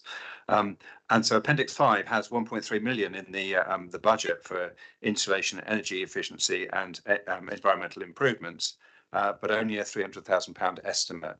And that £300,000 estimate goes forward. This is on page 115. That goes forward. So it seems we're spending a third of what we, or less than a third of what we set aside for those improvements. And I was concerned about that, both in terms of why that is the case, and is that something we can reverse given the climate emergency? Thank you. Okay, before I ask you to come back, I'm going to ask you to hold so that you can sum up efficiently. Anyone else got anything they want to add? Councillor Brown? Thank you, Leader. Yeah, I mean, it's a really detailed report. I just had one quick question just about some of these properties, and it sort of links in a bit with energy efficiency, but just about electric vehicle charging points. In terms of if residents will have an electric vehicle, in terms of that being installed, is that as a capital expenditure from the housing revenue account, and that might be shameless to sort of do that installation? Do we have a sort of policy around that? And just the second point I wanted to make, just in light of the discussion we had in the previous item, I note that this is a sort of for a council decision. So the recommendation before us, is it actually for us to, it's recommended to by Cabinet to council that we do these? Because I know in the reasons for recommendation that HRA rents and charges and capital programme are subject to review and require Cabinet and council approval for rents and charges to be levied. So it does seem as though we've got a bit of a glitch in the papers here. Can we just get clarity, Janie, on that? So again, is it that we've got the thing at the top where it should say it is recommended that Cabinet recommend to council? Yes. Sorry, yes, Chair, it should say that. Yeah. Yes, the recommendation from Cabinet to council, it just for clarity, it should say that. Yes, thank you. Okay. Can I make a request while we're going through the rest of it? Can you just double check there's no other papers that actually should be recommended, that are decisions for council and not decisions for Cabinet? Thank you so much. Thank you for raising that, Councillor Brown. Anybody else before we bring Councillor Wilson back to sum up? Councillor Hadley, you want a second bite of the cherry? Yeah, sorry. The other thing I was going to mention was under the major capital. There's the final line of it is around a combined IT solution for the service, and it shows no money next to it. Is that because the solution is anticipated to be entirely revenue based? Just wonder why it's on the capital programme if it's got no funds attached to it. I was also interested in the cabbage patch, which is just up from here, and I thought was nearly complete. And there were some issues around electrical connections some while ago. I was surprised that's still not complete. And Princess Road, when we were previously in power in 2019, we thought we'd push that forwards, and it still seems to be a long way off. I think I sympathise with how long some of these things take to come to fruition. And I know that one was there were difficulties with affordability, but then it's a bit of a surprise. It suggests it's in the plan with no problems about affordability. Thank you. I don't know whether Seamus needs to come back on any of those technical bits and pieces, or whether Councillor Wilson is happy he can answer them. Councillor Wilson? Thank you. Yeah, I'll try my best, and I think I'll get James to come in on the IT systems one, and maybe the policy around EV parking. But with regards to the funding that you mentioned, the 1.3 million, so that first came in 22-23 budget. It was 1.2 million, and the outturn for that year was only 200,000. And then subsequently, we've seen the same thing in this financial year. Part of that's we've struggled to identify where to best spend that money to enable the best results in terms of tackling that agenda. So as a result, we're looking at doing kind of more work on our stock conditions and understanding what we actually need to do. I think there's also an important thing to note that over the period that we've taken over, there's been a lot of vacancies on the Housing Advisory Board, both in terms of independent members, experts and residents. And we haven't really had a chance to meet as a group and start to set our own agenda and start to set what we want our goals to be. So I think that's something that we want to bring forward. So I think once those priorities are set, there's the opportunity for that to be budgeted in the future. And I think once we have a better idea of actually what we're targeting and what we want to spend, I think that's when we'll see that increase, but it's definitely something that we want to do. In terms of Cabbage Patch and Princess Road, Cabbage Patch, yeah, I have regular housing delivery updates with my team, and that's something that's been causing us headaches because legal challenges between the electricity company and ourselves, but I think it's nearly there, being resolved. I think we've just signed some of the documents to. We had some nodding in the back of the room. Perfect. So yeah, hopefully that will be very imminent, but it's really frustrating because that's costing us money, while we're not yet able to solve those legal requirements, we're having to pay for security on the site and such like. So yeah, it is a nightmare. Princess Road, that's predates me as a councillor. It's something that's been in the I've been a councillor for 6 years for people who don't know. So it's been in the pipeline for a very long time. And it's had a lot of challenges. It's something that we're still hoping to bring to fruition, but the cost of it is high at the minute. But it's something that we're working towards. And I think it was the IT systems and the EV parking policy. So I'm happy if Seamus has an answer for those ones. Seamus? Yes, morning, Chair. Yes, I can provide an update on the vehicle charging points. There are some requirements for us through, I believe, planning or building control to provide electric vehicle charging points on some of our new developments. So some of the new developments that have been built or in the process of being built will have EV charging points provided for residents to use. In terms of the IT costs, I'm afraid I don't have very much information on that at the moment. We are looking to align our current IT systems because we operate one from Poole and one from Bournemouth. The current costs, I believe, are paid through the revenues side of the budget. And we haven't yet identified what our costs will be going forward in order to implement a new system. And we are looking to go through a procurement exercise to identify what those costs will be. Thank you, Seamus. Anything else you want to add before we wrap this one up and move on to the other 10 plus items on the agenda? No, I'm content. Thank you, Chair. Okay, so with that revision that it's a recommendation of Cabinet to Council, all those in favour? Thank you very much. That's unanimous. So taking us then on to the item 9, which is Councillor Cox budget 2024-25 medium term financial plan. Councillor Canavan, this is the big one. Just to put you on notice.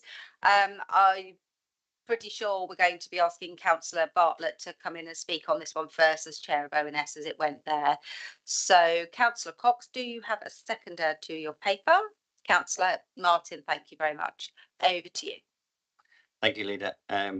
Before I start, actually, I just wanted to pay tribute and thanks to Adam Richins, the Chief Financial Officer, and his team for the huge amount of work that's gone into this budget. It surely is a Herculean task. But I also want to pay tribute to my colleagues on cabinets as well, and all the officers involved in this budget who've worked in an incredibly collaborative way in putting this together. So I just wanted to say that for the record. The 2024-25 budget recommends a 2.99% increase in council tax and an additional 2% adult social care precept increase. The maximum allowed by central government. It's quite clear that this council waiving 2% of council tax 2 years ago was a bad mistake. as it's deprived us of vital funds. This budget contains £41 million of savings, efficiencies, reductions in service and additional charges. There is no sugarcoating that can hide the depths to which this council has had to trawl to recover from the legacy it inherited from the previous administration. This legacy included £30 million structural deficit filled previously only by raiding reserves, a challenging year and a challenging in-year savings target of £34 million, including unidentified transformation savings of £6.7 million, to say nothing of the unsustainable debt-ridden regeneration company, a ballooning debt threshold, a flashing red auditors report stating that they didn't believe BCP could balance its budget, and successive government inspection reports, all reporting what we already knew. None of us and no one else should underestimate that some of the savings come at significant cost to service users. However, there are many services which have been protected and strengthened. In addition to the £44 million we inherited, we also got landed with an additional £6 million from government's underfunding increase in the national living wage and a near £2 million cut in the financial settlement. We have scheduled in Appendix 5A a detailed list of savings, which include increases in fees and charges of circa £7.4 million, service efficiencies of £13.8 million, transformational savings of £13.8 million, and service reductions of £6.2 million. We have set aside one-off funds to enable some of these savings to be achieved over a period of about 12 months, which will enable us to achieve these savings with care. The elephant in the room, of course, sits front and centre in the executive summary. We can do our bit and balance the general fund budget in a sustainable and responsible way. But if the government continues to underfund SEND services, then the finances of BCP and huge numbers of other councils up and down the country will collapse. Extending the waiver solves nothing other than saving the government, recruiting more commissioners. Nevertheless, we must continue to reluctantly play along with the government's safety valve scheme, and that means having a detailed plan to limit the high needs expenditure projections. Schools and local councils cannot be made to bear the brunt of central government's failure to fund this service.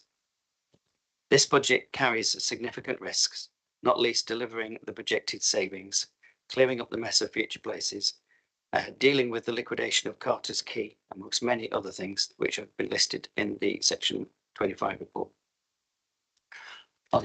Until these risks have been managed, we cannot afford to lose our grip on the financial constraints that we have been imposed with. As a result of significant political pressure, the government have provided local authorities with an additional 600 million of funding, of which our share has been calculated only 36 hours ago at £3.68 million, in addition to one-off funding of under £500,000. We have set out in the addendum to the papers where we consider the priorities of this administration are. We have listened to the results of the consultations and we have acted on the views of local residents. We have released the worst effects of the service reductions we were forced to impose. I won't go into the details now, but they are set out in the addendum. But I would summarise to say that nearly £1 million has been added back to children's services. £1 million has been used to lessen the effects of the community facilities review. £400,000 has been added back to housing and communities, increasing funds for public protection and engagement, and £250,000 has been set aside to lessen the effects of the changes in daycare services. In addition, we are proposing setting aside £100 million as a one-off to bridge. Sorry, can I just clarify? It's not £100 million. It's £100,000. 100, big pardon. I am listening. £100,000 has been set aside. They'd like 100 million, wouldn't they? As a bridge to enable the establishment of a prospective accommodation bid. and to provide a fund to provide £5,000 per councillor in a new ward-based improvement fund to help each and every councillor to make a positive contribution to their own community.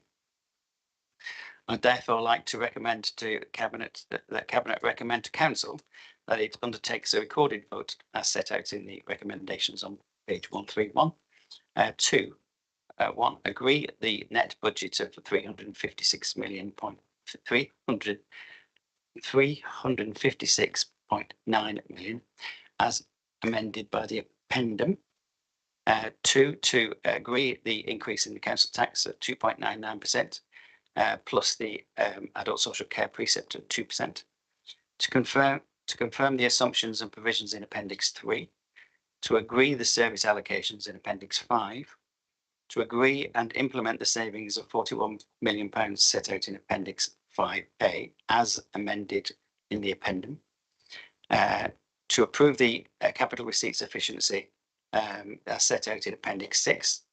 To approve the asset management plan set out in Appendix 8, to agree the treasury management strategy and prudential indicators set out in the paragraphs 74 to 79 and the Appendix 9, and accepts and supports the advice of the Chief Financial Officer.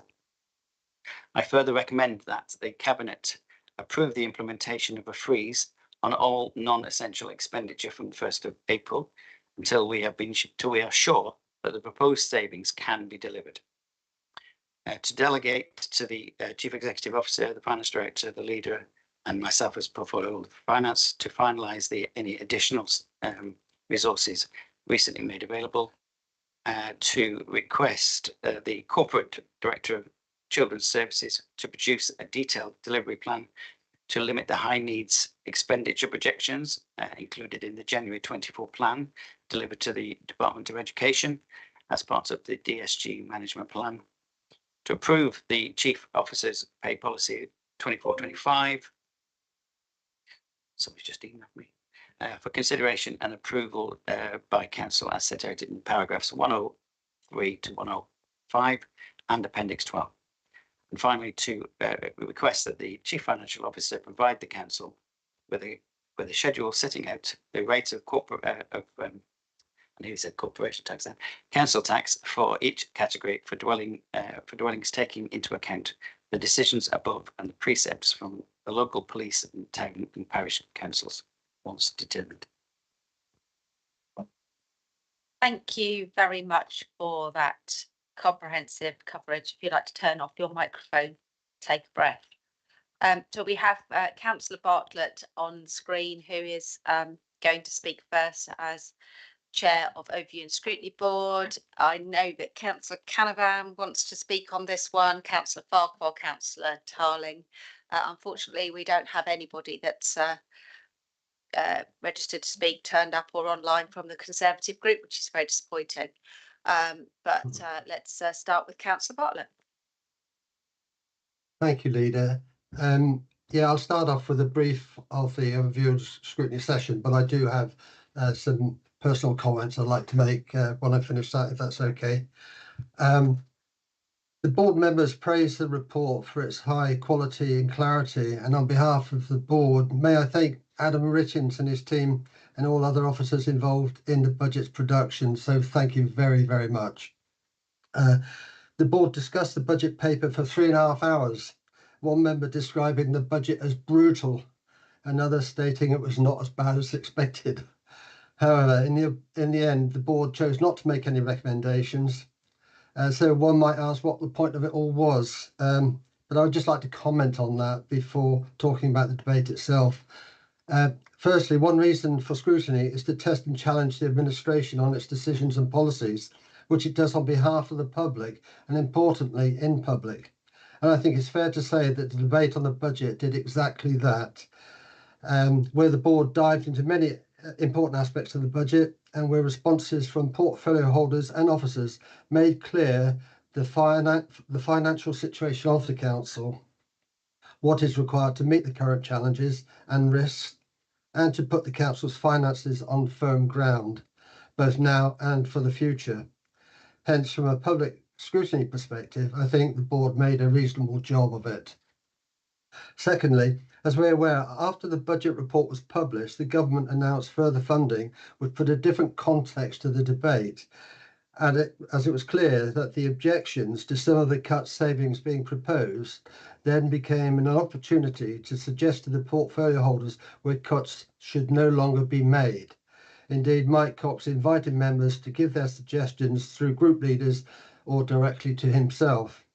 I believe this to be the reason why no formal recommendations are being made by the board to the Cabinet. Lastly, portfolio holders, senior officers and chairs of the overview and scrutiny committees were in attendance and participated in the budget debate. The scrutiny was rigorous, comprehensive and constructive, and I believe the concerns of members have been taken on board. Because of this, I do not need to provide a detailed overview of the debate to Cabinet. However, I do wish to give a quick mention of some of the issues raised. Now, I was going to go through the various cuts that people were challenging, but with the announcement of the additional funding, I'm absolutely delighted to see that the majority of the issues raised by members at the meeting have in fact been addressed by Mike Cox in the revised proposals as set out in the addendum, which is, I have to say, is really, really good news. And in particular, the addition to the children's complex safeguarding services and also the community issues and also the adult daycare centres, and in particularly plea to save More Down Day Centre in those changes. Just moving on now to some of the other issues raised. Contingency was an issue that was raised. The amount of contingency allowed for in the budget was questioned, as it was suggested that this reflected a lack of confidence in achieving the £41 million of savings. To be fair, Adam Richards gave a robust and detailed explanation for this, which covers for optimism bias, I think he used, as experience with previous budgets. The DFG deficit. Now, members expressed critical concern on this issue and questioned what actions were being conducted to try and resolve the matter. And the Chief Executive did explain the actions that were being conducted and gave an assurance that all that could be done is being done. And this included him and the leader, yourself, a meeting soon with Michael Gove. I don't know if you've had that meeting yet. The board noted that the financing of the DSG deficit is funded through borrowing at a cost approaching £5 million per annum, funded by council tax, without which many of the service cuts that were proposed could have been avoided. I think that's a very important point. In terms of risks, budget risks, the board appreciated the detailed Section 25 report, which detailed the main financial risks to the council. And it was reassuring to hear from Adam Richards that he is satisfied, as far as he can, that these risks can be managed, albeit only one at a time. Adam stated his preference to have a higher level of reserves, a view supported by the portfolio holder, Mike Cox, and also I add myself. Impact, consequences, and the way ahead. Now, this was a constant theme that flowed through the debate as to whether the impacts and consequences of proposed service cuts are really understood and whether cuts could result in false economies.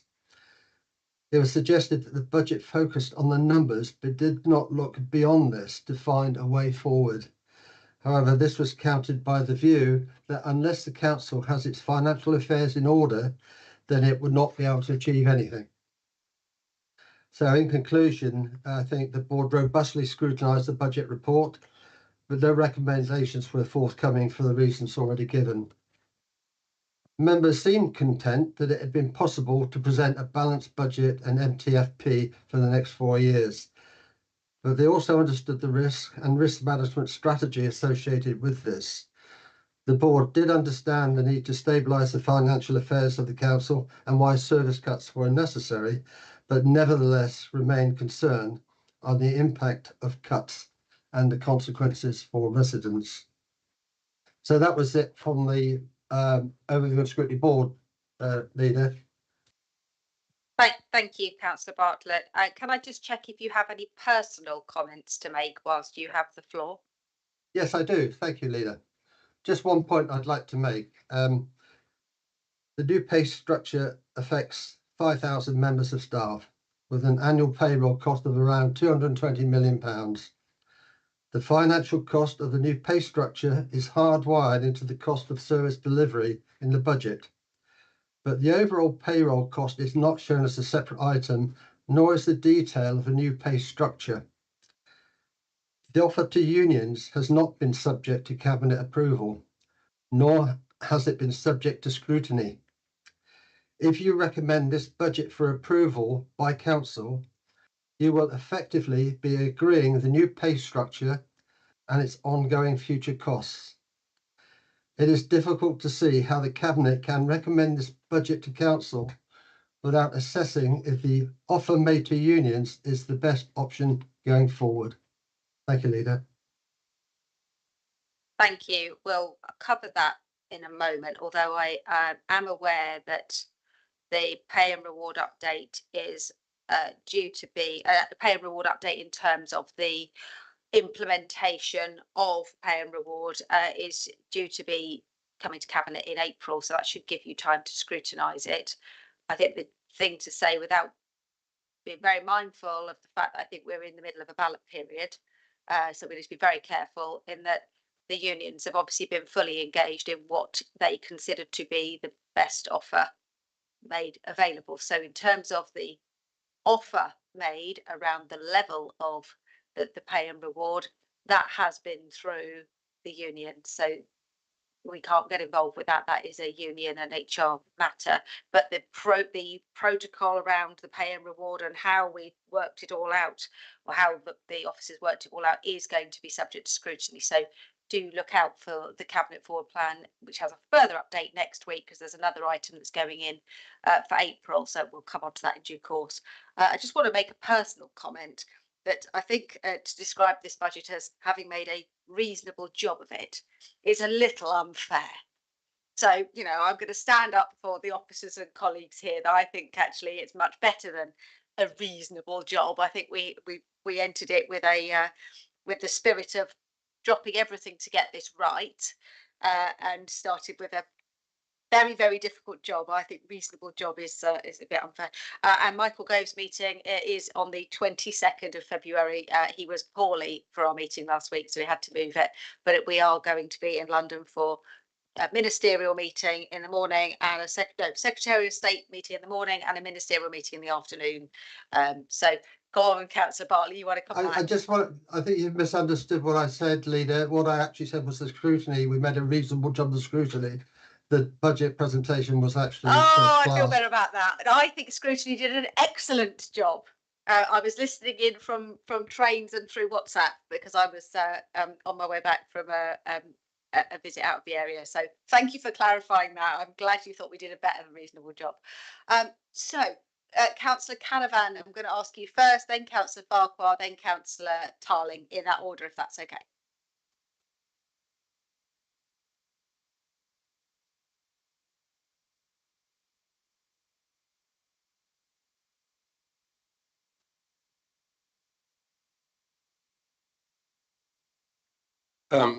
Thank you, Chair. There's a lot I could say about the budget, but I'm going to limit myself to the addendum that Councillor Cox referred to and the additional money. But before doing that, I think, given Councillor Bartlett's last remarks, I want to distance myself immediately from any inferred criticism of the pay reward to staff. Frankly, they deserve every penny of that money. And I'm more frankly concerned about the reductions in staff than the amount of money that they are being awarded. So that's my 5 pennyworth on that. The paper that's before you in terms of the addendum talks about the additional money and the lobbying that has gone on, both by members of Parliament. I think it's also important to thank those others in this room that have been involved in that lobbying to get that additional money. The cynics like me would say that I'm sure that there's some influence in that about the local elections that are coming up in May and the impending general election, but let's not be ungrateful for the additional money. And as Councillor Bartlett has said, we did look at the additional money when we came to the ONS board, and I did have my say about that, and I added to Councillor Cox's inbox about when he requested representations about where that additional money might be used. So I just wanted to focus my remarks around day centres, if I may, because it's the point I made at the ONS board and a point that I would like to make again. I welcome the additional money, and it is good news, but I'm not clear about how far that additional money is going to go towards protecting the day care centres. So I think I've tried anyway to make it clear that where I was trying to get to in all of this was a situation where we were able to retain the 3 Connect centres, which was one of the options in the original consultation, but also in addition to retain Moordown, and been crunching the numbers to see if that was doable and whether or not I needed to look to moving an amendment to the budget when it comes in order to be able to achieve that outcome. So I'm still eager to find out a bit more detail about where that extra money is going, and whether or not it is going to be possible for us to be able to achieve that outcome that I just described. I have made the point before that in terms of the process, in terms of the day centres anyway, we got a Health and Adult Social Care Overview and Scrutiny Committee coming, and indeed we invited the People First Forum people to come and speak to us about that. And obviously it's quite, the timetable is quite tight in terms of the proximity of that meeting to the cabinet meeting, and the difficulty for me about all of that is that, you know, I know I'm going to be coming to cabinet and saying, you know, will you do X, Y, and Z on day centres? But by the time we get there, that financial envelope will have been sealed. So that is my concern at the moment, that I'm still going to be pestering Councillor Cox about where that money is going to come, and whether or not I'll be able to achieve the design outcome that I described. So that's all I want to ask, Chair, if I may, and thank you very much. Thank you, Councillor Canavan. I'm going to call on the other 2 to come forward first, and then we'll get various people to respond, if that's okay, just for speed, because we are running out of time rapidly and we're halfway through the agenda. Councillor Farquhar and then Councillor Tolling, if you can be on hand to come up as quickly. No, Councillor Farquhar first. Quick. Thank you very much. So very much, Leader, and thank you very much for the opportunity to speak. On the budget papers, then the word non-essential appears 6 times. Obviously, it's in the recommendation that no non-essential spending will make an appearance from the 1st of April. But also, it's in the background that it's in place, been working in place since September. So that's item 2 in the background. The effects have been felt by myself as a ward councillor, no doubt other ward councillors. And my question is regarding the definition of what is non-essential. Who makes that decision? The reason that I'm concerned for that is because part of the role of a ward councillor is to escalate concerns for the residents. In my ward, I have found that street lighting is not being repaired, essential maintenance, which may cause harm to individuals, to pavements and park spaces, is not making an appearance. I've spoken to managers, including senior managers, and also the individuals on the ground that actually carry out these repairs. There are the repairs. I've good fortune to have a ward that I represent that has a seafront. There's repairs not happening to the cliff fences. The reply which I'm getting back is that we don't have the funding, we don't have the resourcing, we don't know what's occurring. And my concern and what I'd ask for is that considerations given that the definition of non-essential that ward councillors have the opportunity to argue their case with management and decision makers to say, well, this actually is essential, because we're already feeling the effects that day-to-day maintenance and preventative maintenance is not happening. Other examples are two public loos in my particular ward, and public buildings are not getting their gutters replaced. And the last one is memorial benches that have been destroyed, or other public bins who have rusted through are just simply not getting replaced because it's viewed by some, and I don't know who, as non-essential spending.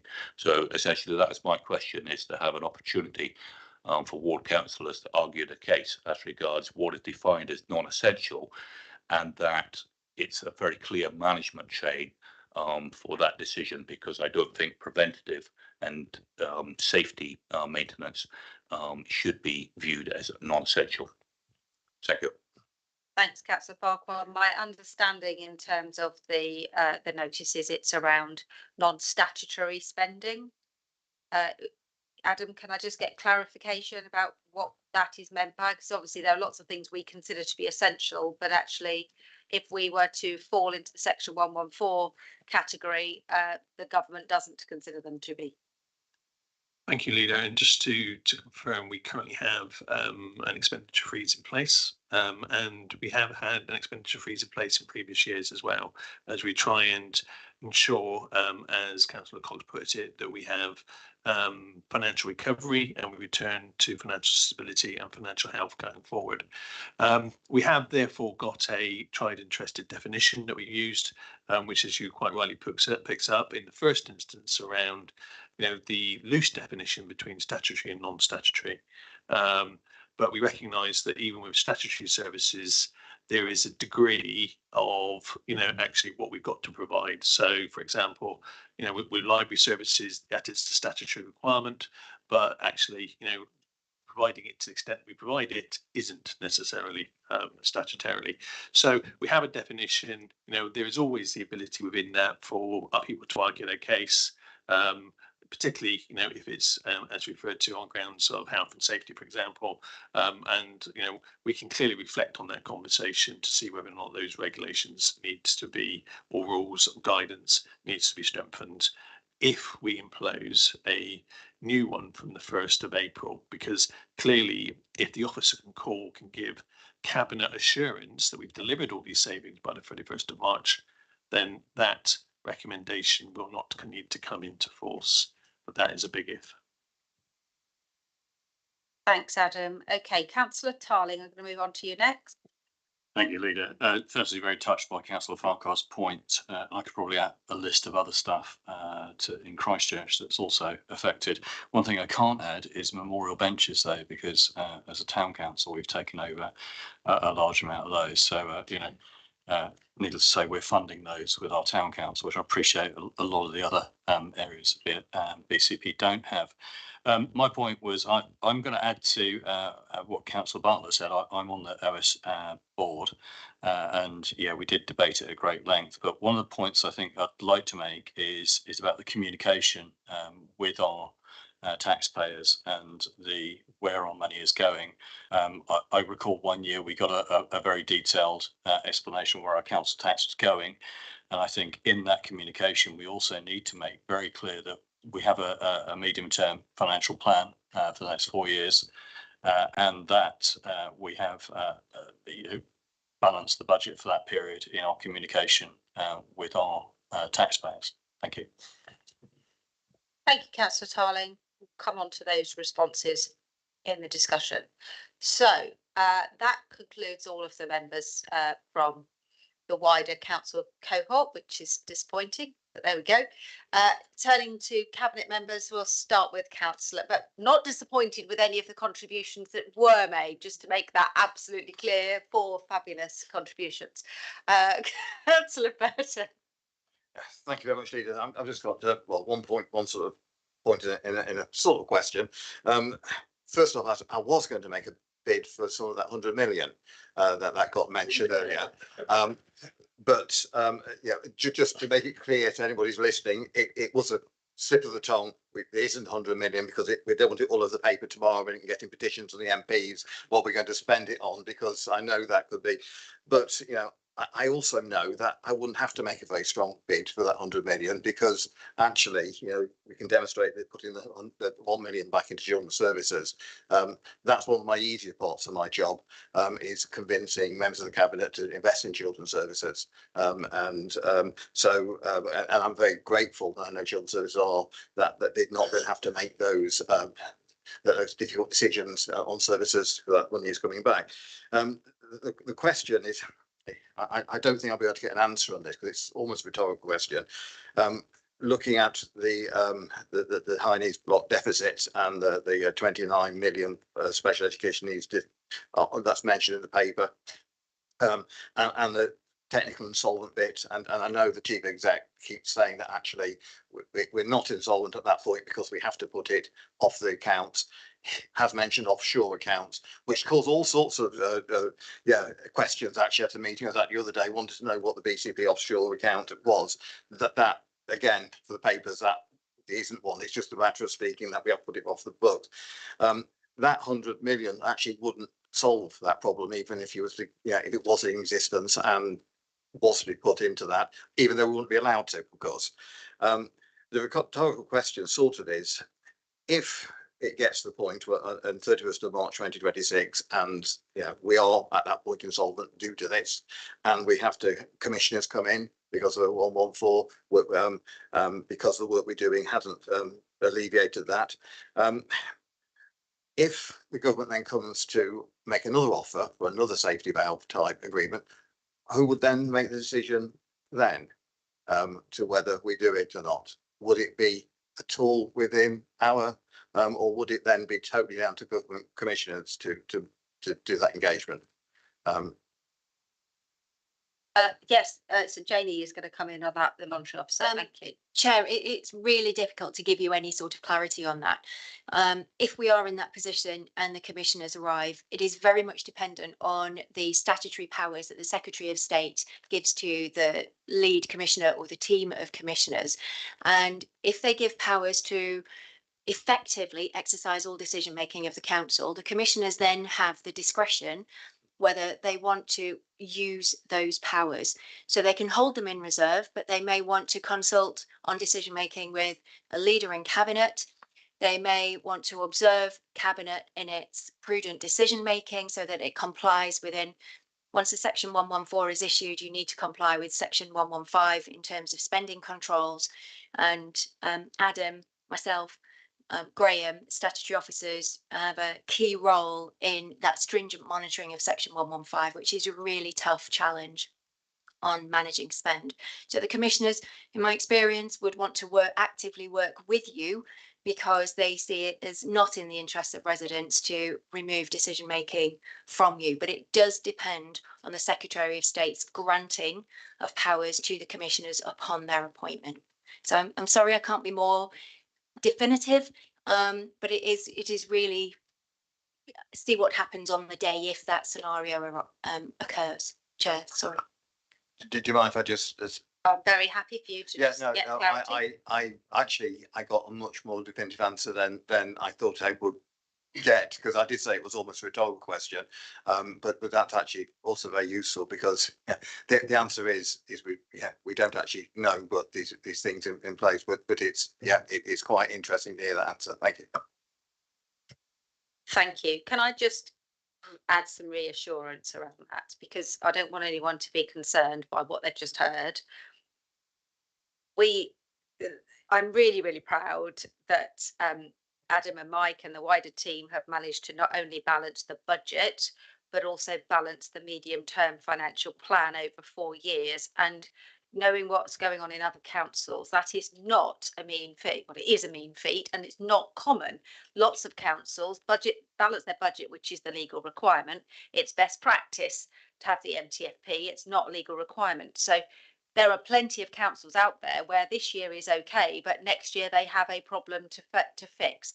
We don't. If we stick to the plan and we stick to the spending that is set out, and we're careful about, you know, not flagrantly spending on things that are not absolutely necessary, there is absolutely no reason why our general spending will instigate any form of government intervention. The only issue relates to the high needs block, which is a problem created by government, and the set aside is there to allow all councils to sort of put it on the back burner. I don't think it's reasonable to think that it isn't going to be resolved. Clearly, the government aren't going to do anything about it in their dying days, and we have to hope that the next government will actually come up with a long-term solution.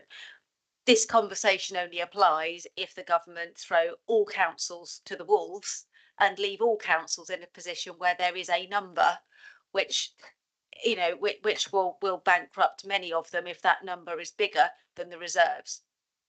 That number is going to be bigger than the reserves for BCP Council, because over the last 3 years our reserves have been decimated. If they hadn't been decimated, it may still be a problem, but it wouldn't be a looming problem. So for the public, it is not mismanagement by the council, it is purely this issue with high needs block, which I hope isn't going to be a problem, and we will continue to lobby to make sure that is resolved, whether it's with this government or with the next. Did you need to come back again on that, Councillor? Yeah, no, only very briefly, because I feel that I've been a bit of a party pooper. Which I'm really sorry about, because it is, I don't want what I said there to take away from all this work that's been done.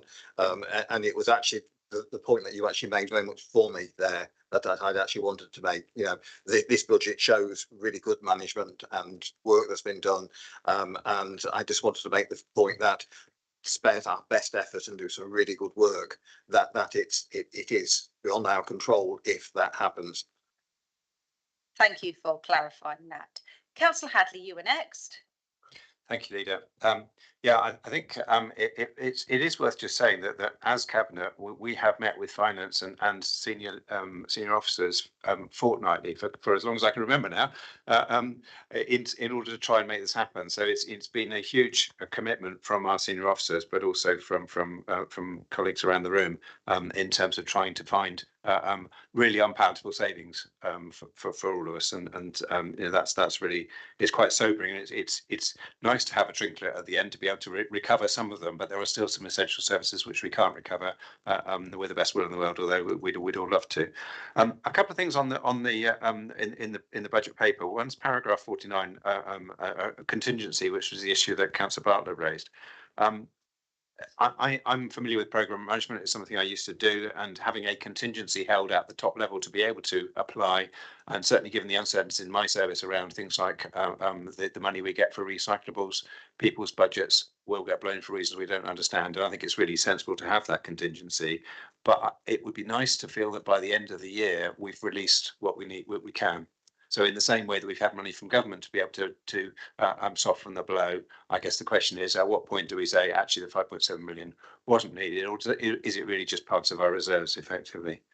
And then in the paragraph after, paragraph 50, obviously, and again this was raised by Councillor Farquhar around freezing non-essential expenditure, and I have a real concern about this, because we employ lots of staff, 5,000 staff, to do the best they can, and then we're telling them, no, we're tying your hand behind your back because you can't actually spend the money that is in your budget because it's not statutory.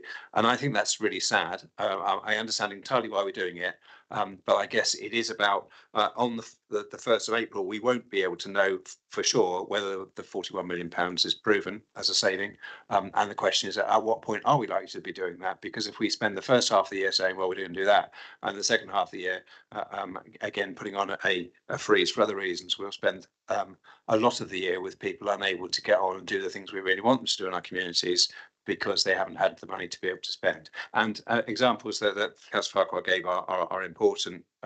Replacing missing trees is one that Councillor Bartlett's raised with me previously, and the answer is no, there's no money. And I guess that then ties to the to the consultation process and the consultation summary in here, and the top 4 areas that the public wanted us to change were in my portfolio, and they are around things like waste management is the top of those, but also our grounds maintenance and the other things. So I'm pleased that we've got some money back. I did just want to make a point on the agenda supplement, which is that it says £10,000 for the paddling pool at Red Hill. That's just the cost of the chemicals and the utilities, water and electricity. The recovery of some of the cut to the grounds maintenance, it's those staff that will do the remainder. So the actual cost of run Red Hill Pool is quite a lot more than 10,000. It's more like 50,000. But in restoring some money to the grounds maintenance, we are going to try and soldier on with that, but also try and find other ways to fund that pool. So I wouldn't want people, the public, to go away thinking that if we can find £10,000 magically, we can get that pool open. It's also getting quite old, and they will need some capital spend down the line. So it's something we need to be finding a sustainable solution for. And I think that's part of what this addendum allows us to do, really, is to give a bit of breathing space to enable our officers and the public to find alternative solutions to those things they love that we can't afford to run into the future. Thank you. Thank you, Councillor Martin, then Councillor Wilson. Thank you, Leader. I'll be brief. We don't often talk about arts and culture in open cabinet, although in open cabinet, in private cabinet, we talk about it all the time. Obviously, I do.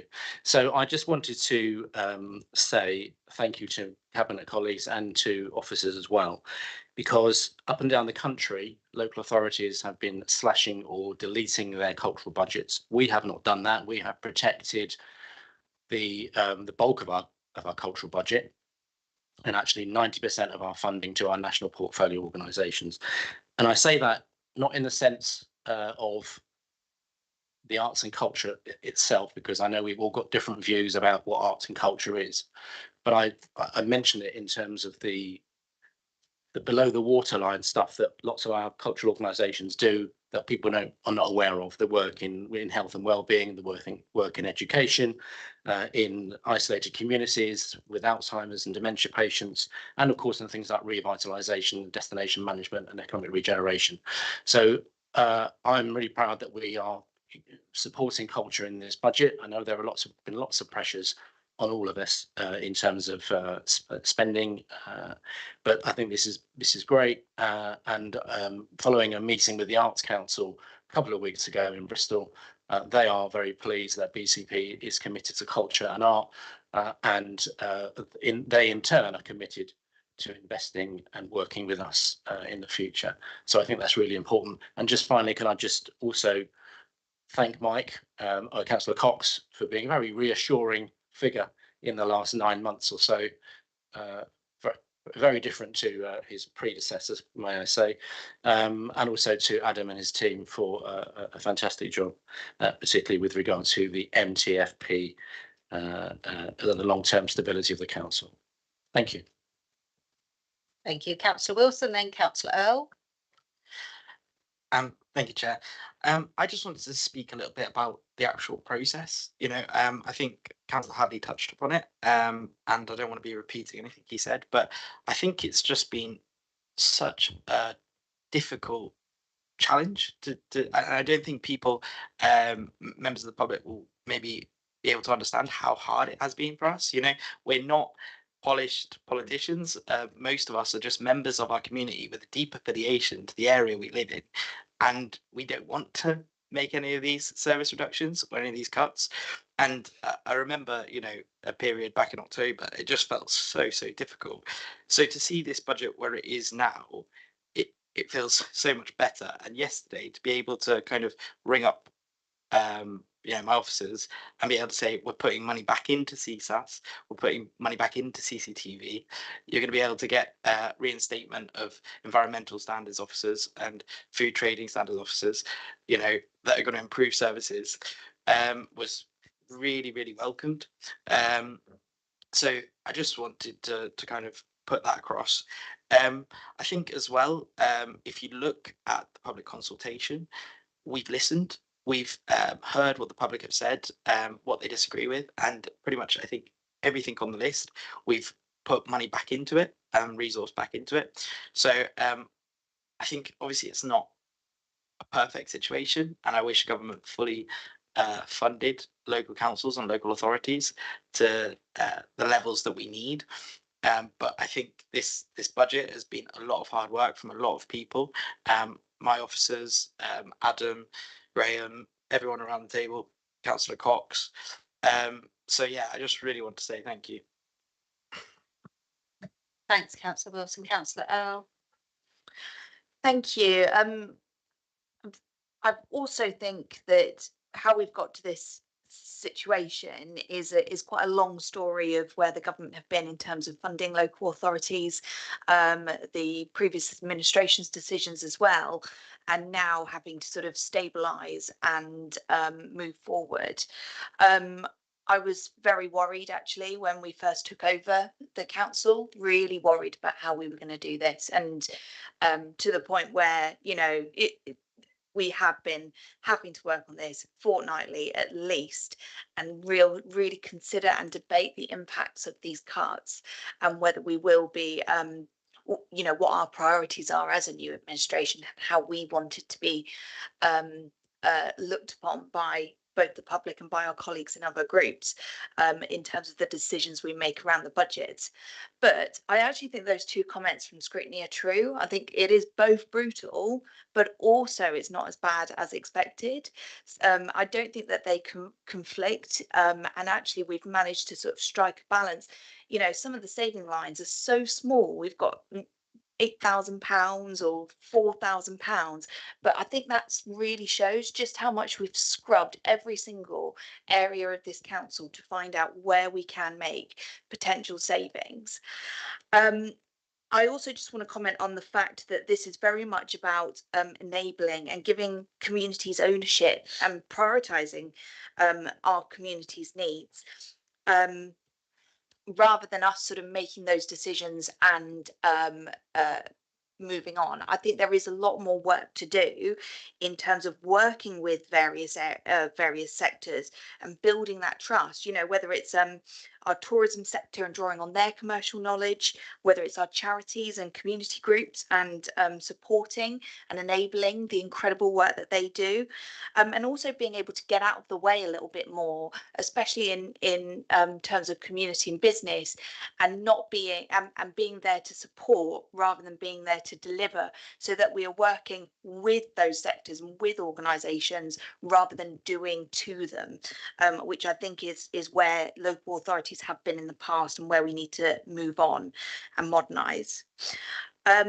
Where this process isn't over, we do still have to look at implementation. You know, these decisions are being made. We had some really good feedback from scrutiny, but there's a whole massive journey still to come where we need to actually implement these decisions, and that's also going to be a really difficult process to go through in terms of managing that, making sure that we are still delivering on expectations but able to meet these savings, which are really, really important to the future of the council. And finally, in terms of that implementation, this is a 4-year plan, really. This doesn't just take that 1-year view. This is long term. As we look to the future, we're looking at what we can achieve over over 4 years rather than trying to live year to year. And I think that's really, really impressive from my point of view. And I think that it will give our communities and the organisations and partners that we work with that assurance that we're not going to pull the rugs out underneath them, and we're able to give that stability to build on. Thank you. Thanks, Councillor Earl. Councillor Hannah?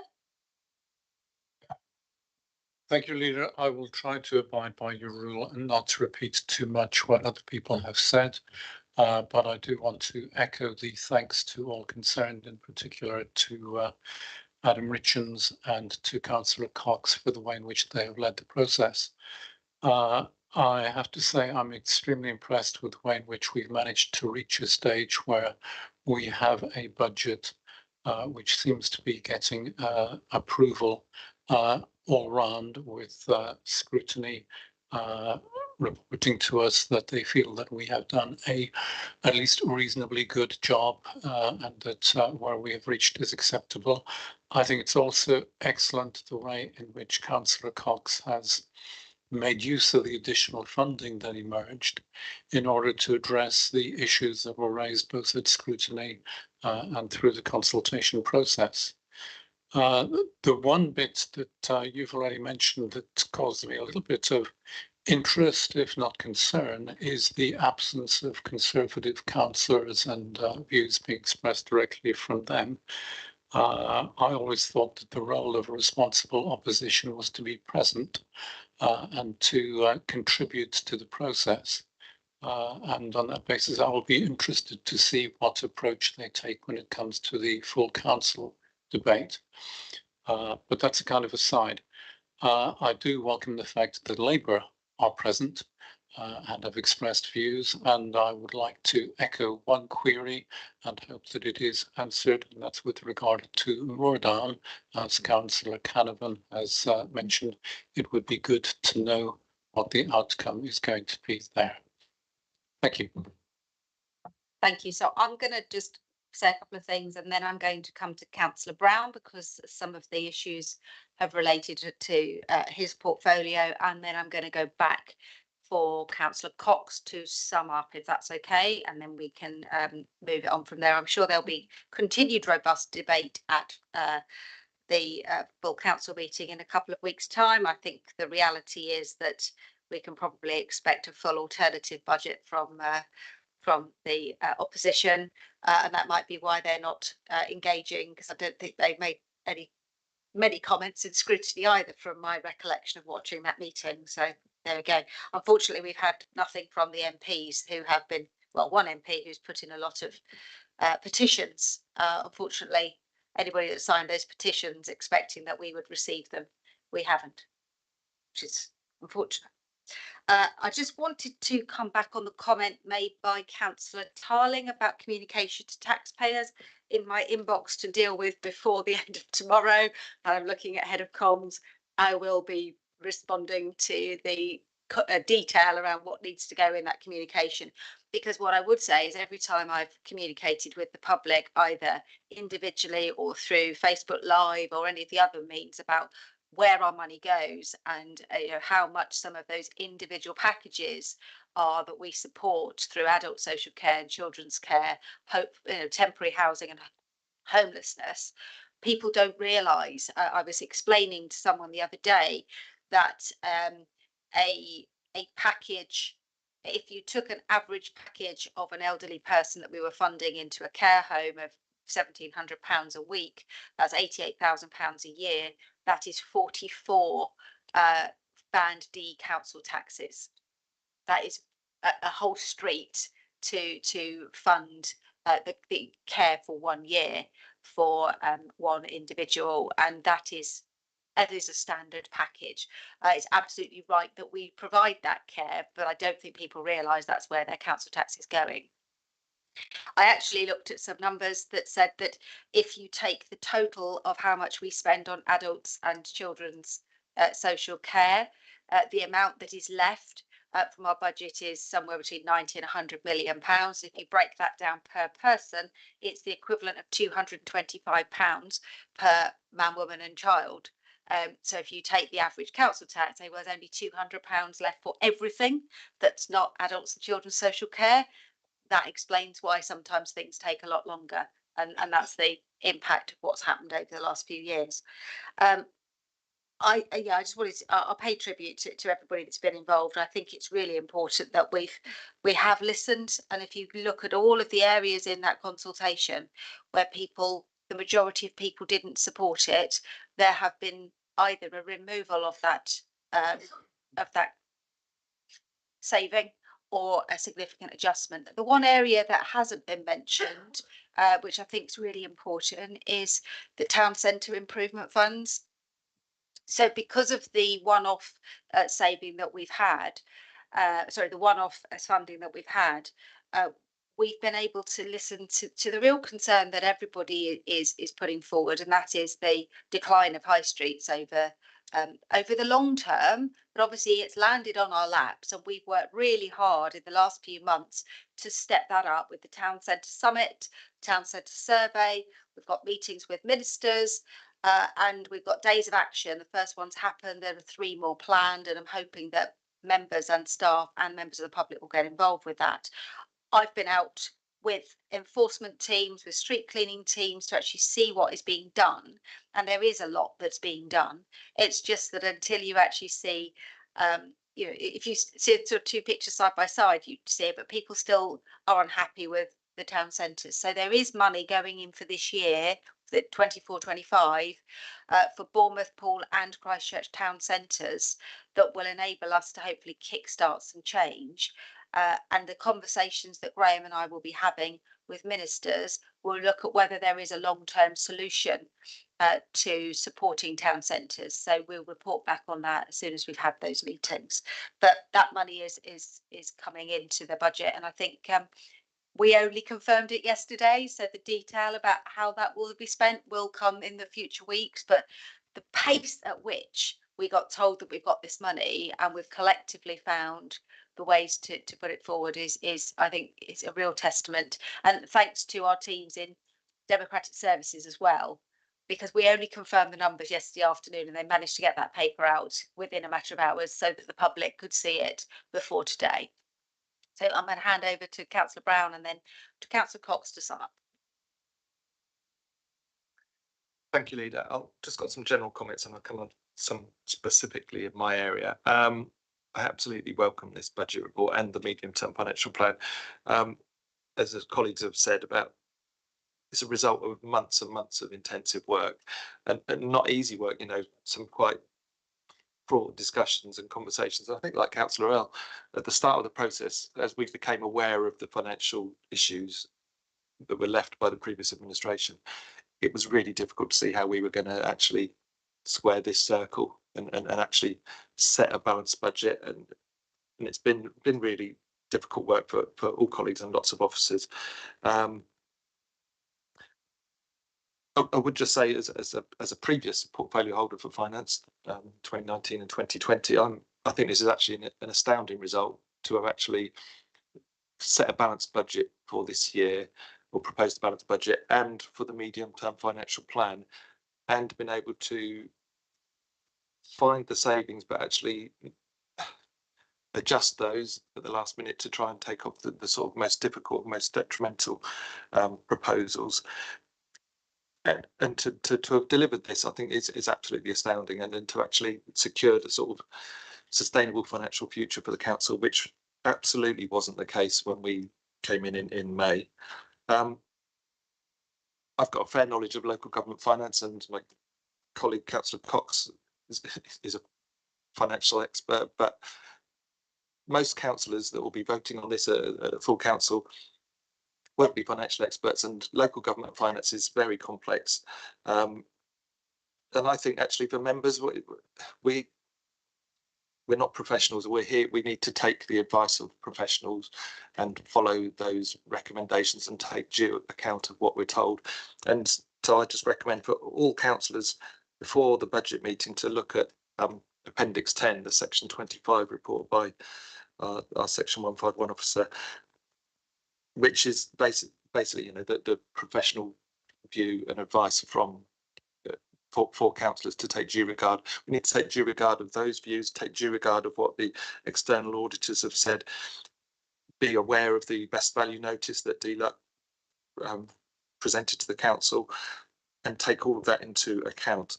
And I'd just say that Section 25 report is drastically different to one presented in previous years, and I think the issue that BCP Council have had financially is that members voting the budgets through in the last few years haven't actually taken due regard of the professional advice in the Section 25 report and have really gone their own way, and we can see where that's ended up. And I'm really pleased to see that we've actually returned to a more traditional approach to local government finances, and we've managed to make it work and square the circle by doing that. Just then, specifically on my area, and the points that have been raised regarding day centres and the day opportunity strategy, and just firstly acknowledge the concerns and anxiety that have been expressed by a lot of people. I'd like to thank People First Forum for coming and making their statement at the start of today's meeting, and I know they were a lot of the drop-in sessions at day centres during the recent consultation in January, and thank Councillor Canavan for his representation as well. The day opportunity strategy consultation and the review of day centres, which ran until the 12th of January, had a massive response. We've had over 600 responses to that consultation, which is really good to see. And People's First Forum helped clients and carers to complete their responses on that as well. And those are currently being assessed and analysed as we speak, with the report and options being prepared, which will then come to overview of Health and Social Care Overview and Scrutiny Committee on the 4th of March and for decision by Cabinet on the 6th of March. I attended most of those day centre drop-in sessions, and I spoke to a lot of the people there, a lot of the carers. I received lots of comments and correspondence around this. And officers and Cabinet are aware of the concerns that are being raised around the proposals on the day centre review. The timing of the consultation and the timing of the budget makes things difficult in terms of getting it straight. But just to emphasise really that no decision has yet been made, as we're awaiting the sort of outcome of that consultation, and Cabinet are very keen to listen to the correspondence that we've had from carers and centre users and staff and all of those people using the Tricuro day centres, and from Tricuro as well. I know they've put in a substantial representation around that. So we'll be listening to that. The report is in preparation, so no decision's been made. That will be made on the 6th of March. But obviously, with the proposed budget in the last couple of days, with the additional funding, you'll have noticed about £250,000 of funds in the addendum to reduce the proposed saving from the day centre review. That is designed to broaden the options which will be presented to Cabinet in that report. So whereas obviously there's been consultation on proposal 1 and proposal 2, there will be different options presented to Cabinet in that report that will be published later in February.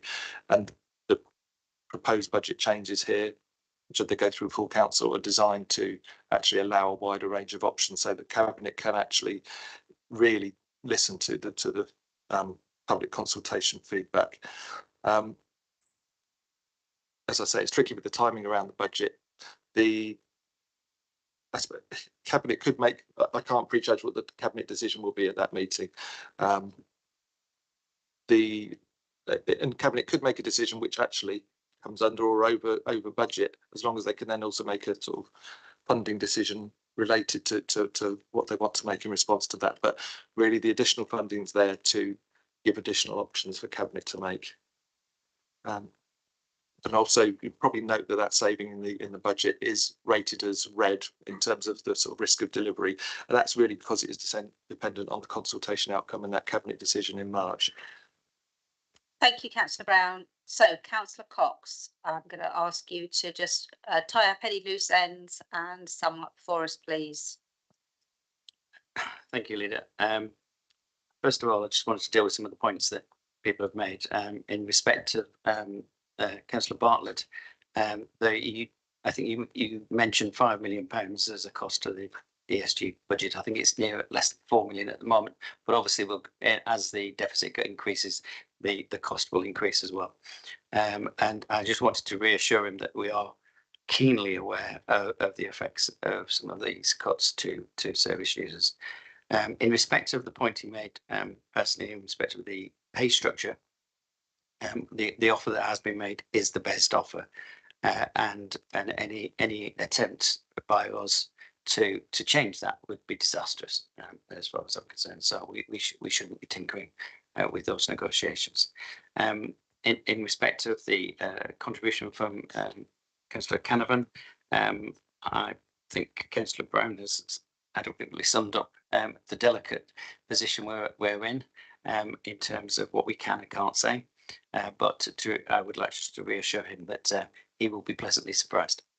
I hope. In respect of Councillor Farquhar, the non-essential, I think the definition of non-essential items has been talked about, but I just wanted to highlight the fund that we have set up, whereby each ward will get £8,000 effectively for a 2-councillor ward and £12,000 for a 3-member ward, in order to spend on what the the local people and the councillors decide should be spent. And if there's anything essential that can be dealt with in those figures, then that can be dealt with.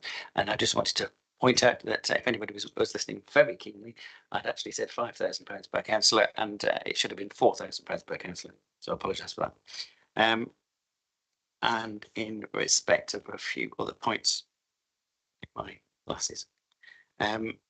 I think Richard's point in respect of the what happens with the DSG if Section 114 notice is issued because of the DSG fund is a very, very interesting one.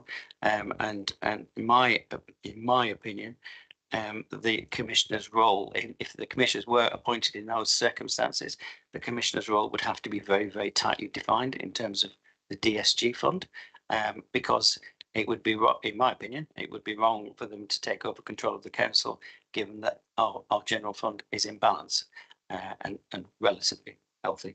In terms of, I think I've dealt with the non-essential expenditure regarding Councillor Hadley. I'd like to thank Councillor Martin for his comments, and just to tell him that I think it's the white hair that gives the reassurance. But I think everything else has been largely dealt with. We've dealt with more down stuff. So thank you. Thank you, Councillor Cox. So that was a very meaty piece, and I'm conscious that we still have a lot of items to get through. So I'm not going to reread all the recommendations, but I just want to. Councillor Wilson.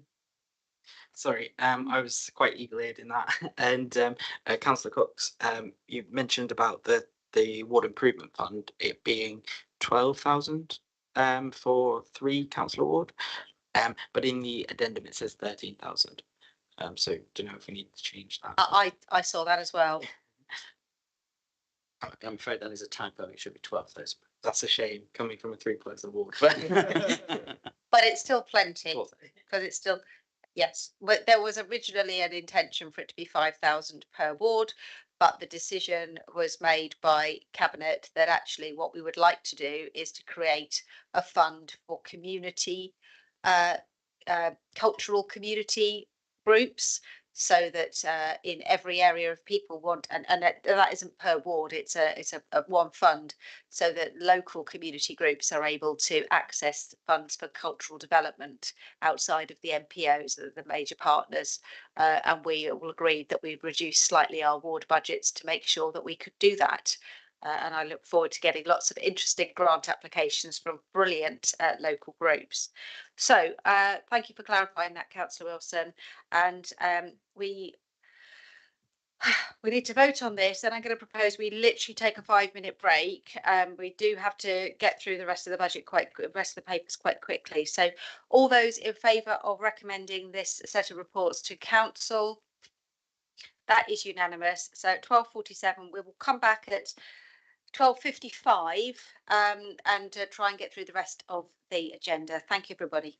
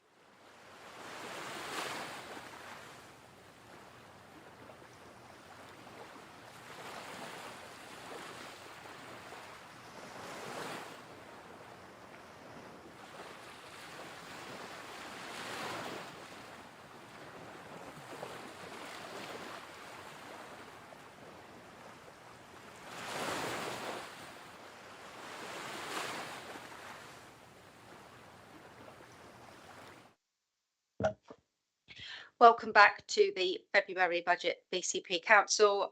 We will carry on where we left off, which is item 10. Thankfully, we've done item 11, so that feels slightly less bad. But item 10 is the funding agreement to support the Russell Coates Art Gallery and Museum to become an independent trust. So I'm going to pass to Councillor Martin to introduce this one as the portfolio holder. And do we have a seconder on this one? Councillor Wilson, thank you very much. So over to you, Councillor Martin. Thank you, Leader. I'll try and be as brief as I can. I'm very pleased to bring this paper forward in what is a milestone, I think, in the future of the Russell Coates Art Gallery Museum. So just a little bit of context for those who are not familiar with the issue. So in January last year, the previous council agreed to apply to the Charity Commission for a trusteeship of the museum to be transferred to a new entity, a trust company limited by guarantee. This followed a recommendation in 2019 from the museum's management committee to the then Bournemouth Council that the charity be fully externalised. Currently, this council is the sole trustee of the museum. The process really, I think, started a little bit earlier than that, when there was concern from Arts Council England and the Charity Commission about the governance arrangements, in that they did not really reflect or meet the needs of a modern charitable trust, bearing in mind that this goes back to the early part of the last century, when the museum was gifted to Bournemouth Corporation. So this report is a very significant milestone in that ongoing journey to externalisation, in that it outlines a financial settlement for the museum to enable it to continue on that path and give it the ability to flourish outside of council ownership by attracting major funding from a range of funds, trusts, legacies and grants not available to it as long as it stays in the council ownership. As members will know, the Russell Coates is a huge part of the Bournemouth history and heritage, and enjoys a local, regional, national and international reputation. And as the report says, and those of us who know it well can confirm, it's a unique and exceptional facility, museum and heritage centre, attracting more than 50,000 paying visitors a year. So this financial package is one that's been discussed over several meetings with the management board, and the chief exec and the chief operating officer, and it's one that both the council is happy with, I think, we'll soon find out, but also that the museum is happy with in terms of what it gives. It gives them a good, solid financial base with which to move forward with the next phase of externalisation, which that part will require parliamentary approval, and of course with a general election coming up at some time in the year, it was important that we get that financial settlement together in the early part of the year, which we're now doing. I'd like to thank the chief exec and the chief operating officer for their work in getting this package together in a relatively short time, and also I'd like to pay tribute to the museum manager Sarah Newman, has done and is doing an amazing job and leading this process. The financial package relates to £2 million over 5 years up front, so £400,000 a year, which is less than we currently give to the museum. So there is a saving to the authority, plus handing over the study centre, which is currently valued at £500,000. That's in Exeter Road. Earmark reserves of 299 and 299,000, and some maintenance money of 250,000. So just over £3 million. So I would ask Cabinet to support recommendations A to E to allow this to go forward, and for the next phase of externalisation to progress. Thank you. Thank you. Just for clarity, this is another one of those which actually is a recommendation of Cabinet to recommend to Council.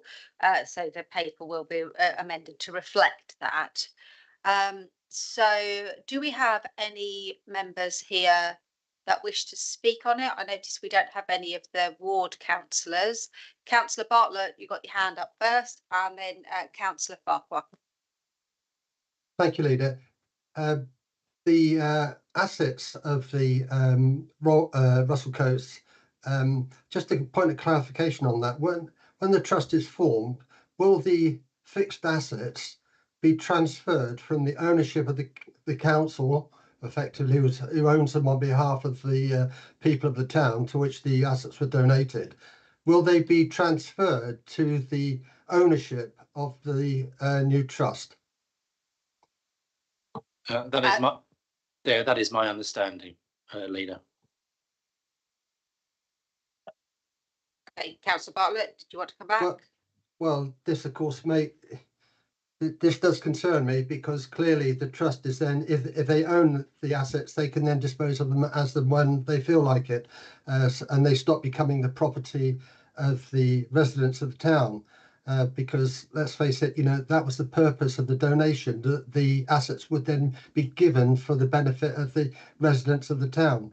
I'm not saying that the trust may rush out and wish to dispose them of it, but they have a very valuable collection, and I believe that those assets are the property of the residents of the town and not the trust, and that they should not have the authority or wherewithal to be able to dispose of them as they see fit. It's just the protection of the assets I'm concerned with. Thank you. Thank you, Councillor Bartlett. Let's hold that thought. Let's come back to it, because I think we need to get some clarity on the current status of the organisation as it sits within the Charity Commission's rules, and how that affects it. So I can see we've got Matty in the room. He may well have some comments. So we'll go to Councillor Farquhar first of all. Then we'll ask Matty and Councillor Martin to deal with that matter and anything else that Councillor Farquhar wants to add, and then we'll go into the cabinet conversation. Yes, mine was two parts, and Councillor Bartlett's part is that a great number of the objects that are gifted to the people of the town are actually not on display. They're actually in storage, and there's always a concern that in the rotation, the less popular items will never see the light of day again, nor would they be able to be tracked as regards being sold to fulfill the budgets at some later date. My other concern, which is raised to me for a number of times, is that we would lose some degree of control over our influence. I understand that we'll continue as a council to be a trustees, but the trustees in this particular case is to the fact that it's gifted to the town. So I'd like some consideration to be given to the benefit of the residents of Bournemouth, and if not the extended sort of geography, as regards a discount for postcode. Because it's one of the things which has come up time and time again, is that the residents of town don't fully benefit unless they pay the full whack. I do understand there is a variety of schemes and a sixpence day, etc. But it's something which I'd just like to raise that's come from residents, including myself, that it would be really good to recognise the fact that if you live in Bournemouth, you should benefit from the gift that Morton and Annie bequeathed to the town. Thank you, Councillor Farquhar. So can I turn to Matty just to respond to the issue about the ownership of the assets and what the rules actually would have say? Yeah, thank you, Chair. I think it's fair to say the arrangements around Whistlecotes are complicated, and if I draw your attention to section 7, it highlights two distinct areas in relation to ownership. The first is around the museum and its collection, which is permanently endowed to the charity. We're the sole trustee of that charity, so our relationship with the building and its collection is not the same as our relationship with this building or the civic building in terms of having the freehold. In relation to the study centre, we do have the freehold. That would be a transfer to the trust. But in relation to the building and the collection, what we're really doing is altering the governance of the existing trust, the existing Whistlecotes Trust, so that it can fulfil all the functions which up until this moment have been fulfilled by the council as the sole trustee and administrator. So I don't want to, it is complicated, but that means that the building and its collection is simply going to come under a new kind of charitable vehicle that doesn't involve a transfer of ownership as such, because the building and its collection are already the responsibility of the charity.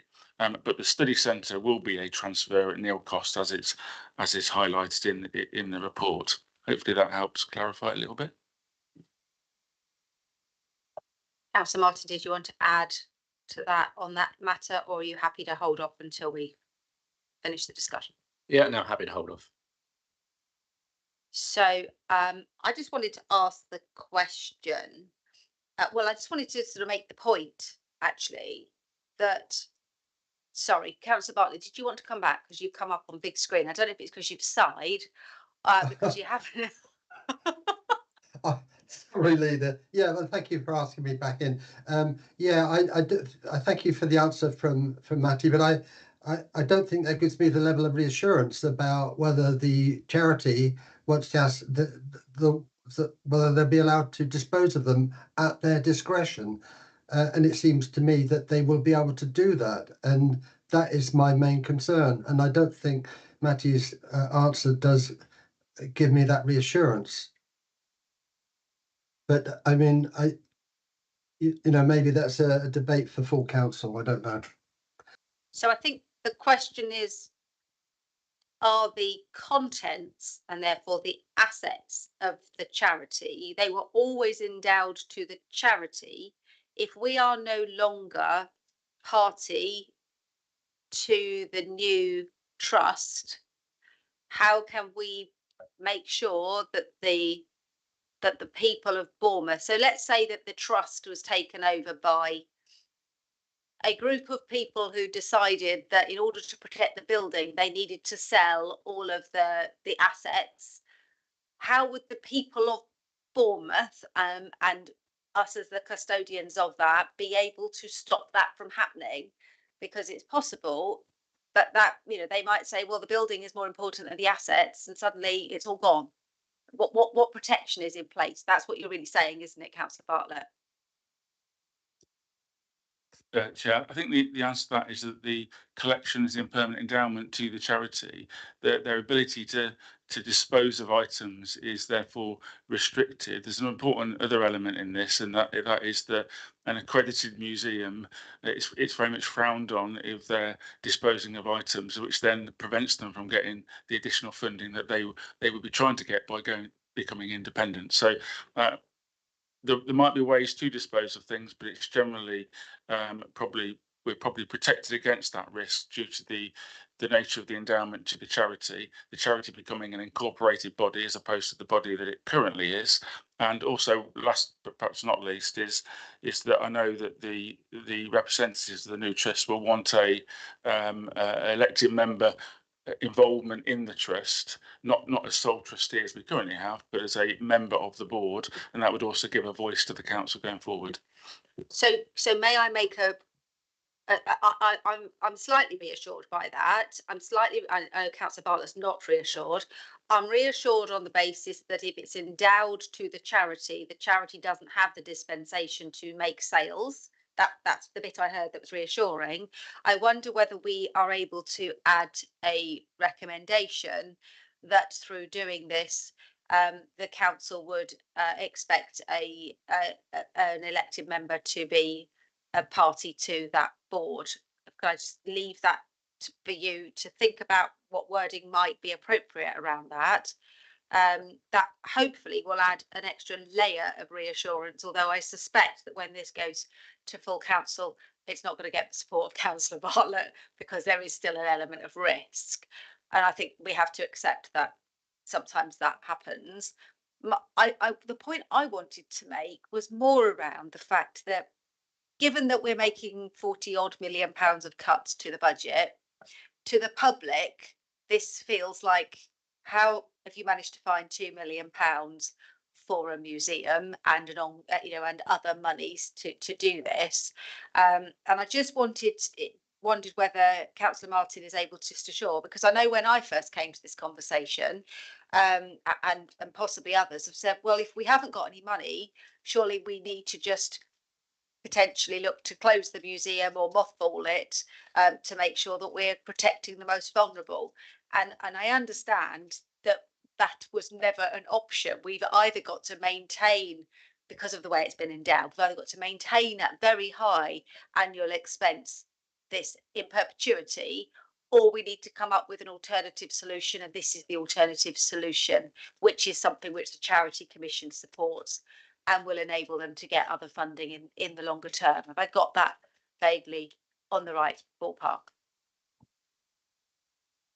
Yeah, absolutely. We had a conversation, didn't we, 7 or 8 months ago about this, about the suggestion of mothballing it, and clearly, from my point of view, that was never an option. It was never an option. I think in terms of of us doing that after it being gifted to our predecessors and predecessor councils. I didn't think that was ever an option in terms of the cultural, as I've said, it's the cultural legacy and something of international value. It was sending completely the wrong message. In terms of the dilemma that we have to come up with something. So you asked about the £2 million. Obviously, that's come, to be clear, that's come from the it's come from the business rate. Do you want to? Sorry, Adam, did you want to say? Did you want to? Adam's going to clarify where that money's come from. Oh, I see. Sorry. Yeah, if I can maybe come in the sense that one of the principles around the budget for 24-25 is that we don't use, if you like, one-off resources to support, if you like, ongoing expenditure. As part of the financial strategy to support the 24-25 budget, we did a bit of work around our business rates and our business rate collection fund. That piece of work released some resources, but it was only one-off resources. And it is the application of those one-off resources that have been used to support the proposal in front of you in regards to Russell Coates, because that also delivers an ongoing saving to the council as a portfolio holder, as previously outlined. So that's where the resources are coming from. Yeah, thank you for that. I think the other point to make is that we had to come up with an option if we couldn't continue to fund the museum at the extent we were because of ongoing pressures. So we had to come up with an alternative solution. This is that alternative solution. Bear in mind, this is something that's been asked for by the management board of the museum for some years. So work has been going on about that. This council did agree to support externalisation a year ago. And just to add something that clearly, and there's probably a bit more work to be done on this, but clearly there are rules under the Charity Commission rules and the trust status that would prevent or would provide safeguards around disposal, and the fact that what Councillor Bartlett is raising, that risk already exists, as the council was the sole trustee, because this council could make a decision to dispose of assets at any point. So it's not a new risk, and I think the externalisation will in fact provide more protection for the museum and its artefacts than the current situation. I don't know if that reassures Councillor Bartlett, but I'm sure we can tighten up around those rules before we get to full council. I'm going to give you one more shot, Councillor Bartlett, and then I'm going to move it on. Okay, well, I could give you examples of. So I think somebody's got the microphone on.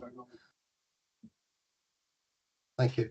Yeah, I think there are examples of other governance structures, for example, BH Live, where the assets of the council are managed by a charity and virtually all the responsibility, is there. I accept the issue about maintenance and things like that, but there are other models that you can use for governance. But the issue about decisions of disposals is currently being available to the council. The difference is that is then subject to a democratic process carried out by representatives of the people of Bournemouth, and that's the difference. If it went to a charity, it would not be representative of the wishes necessarily of the residents. Whilst there may be a councillor on the board of the trust, these things are voted on within the trust, and one person doesn't necessarily carry the decision. So I still do have concerns about this, and I think there is a bit more work to be done on it just to clarify the issue before it goes to full council. Thank you. Thanks, Councillor Bartlett. I've got several people wanting to speak on this. Councillor Cox, Councillor Hadley, Councillor Earl. Thank you. I just wanted to make the point that I think this is this is absolutely essential for the long-term future of Russell Coates and also BCP. One of the reasons that we have been able to balance the medium-term financial plan over the 4 years as opposed to just 1 year is because of the savings like this, where we are using money and we are reducing the cost for the council over years to come. So I welcome this proposal. Thank you. Thank you, Councillor Had. Thank you. Yes, I took the opportunity to go and have a good look around with the manager of the facility, and it was I mean, it's a fascinating collection. I haven't been there often enough. Interesting, about 10% of visitors are local.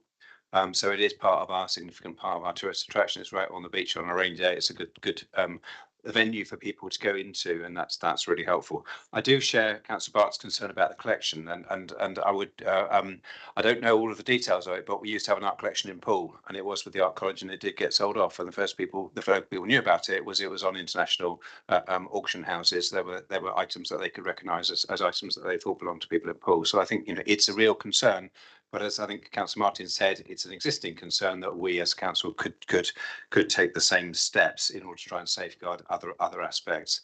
The building itself is in desperate need of repair. The ability to move forward to get additional monies, they're very clear. Their path forward is as an independent trust, and I think this is a good way to enable them to do that and to try and celebrate having an art facility. I think we should have a much bigger art gallery or more art within our area. But in the current financial climate, we're not going to do that.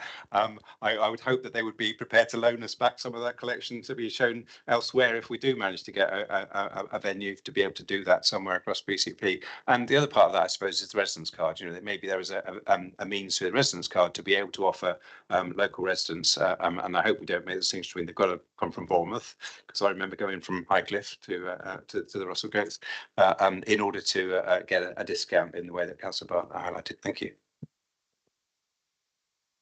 Councillor Earl.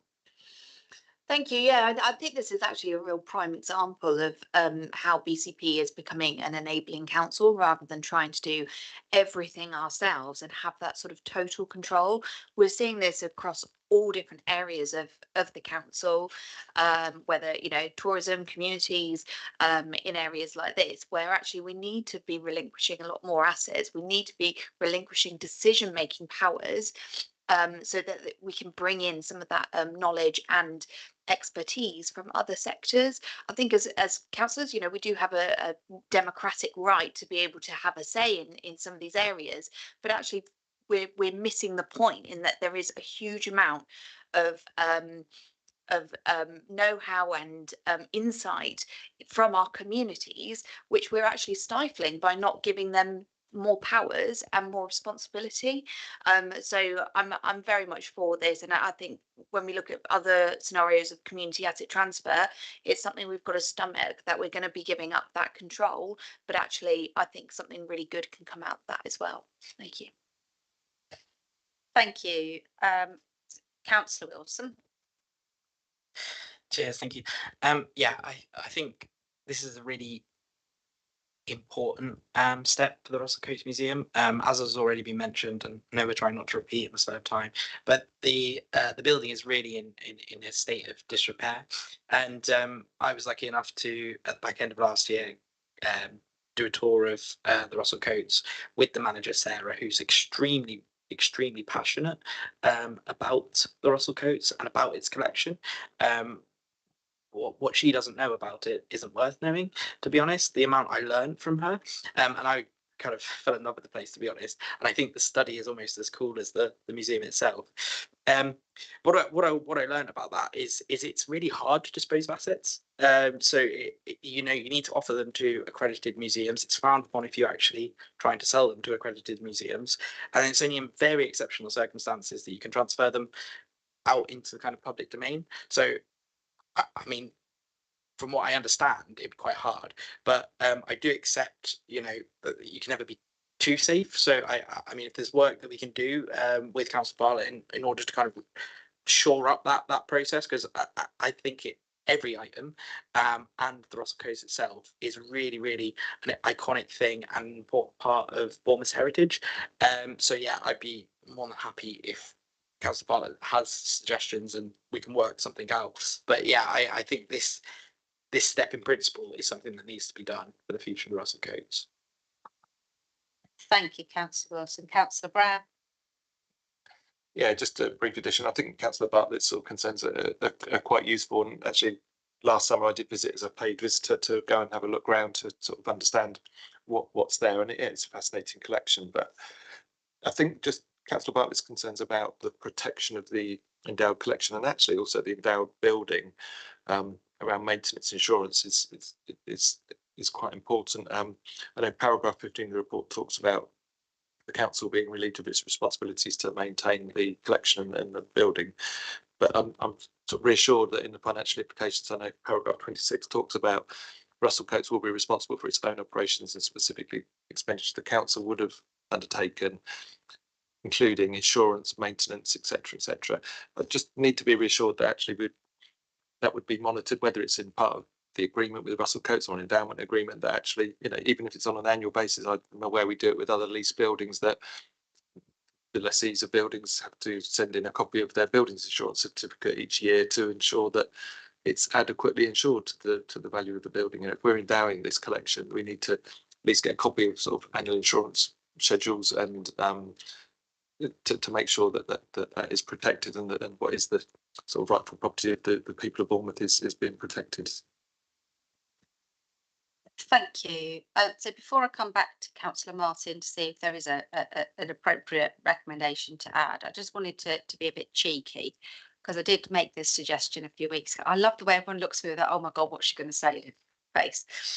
I did make a suggestion a few weeks ago that in trying to create a space within the town hall for the chairman to be based or for other civic use, we do have a lack of furniture that might be appropriate for those spaces. And if there is furniture sitting in the store that's unlikely to see the light of day on Exeter Road, it would be great before this happens if we could ask them if we could permanently have some of those pieces within the town, within the new civic centre, because this is a public building. This is a place that our residents can access freely and they visit for all sorts of special occasions. So if we have the mayor's parlour and the potential chair's room and other civic spaces, and there are things that are hidden away, why not give them the light of day, even if it's on a permanent loan basis or that we do what Paul Museum is currently doing with its travelling visit.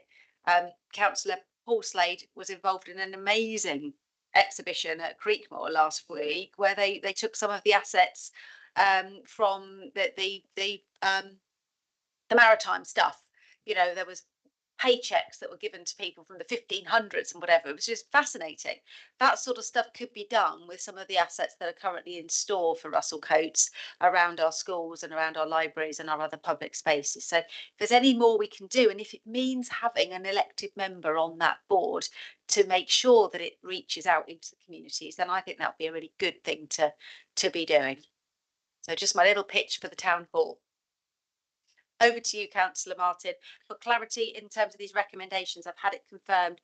The first two recommendations are recommendations for Cabinet to go to councils.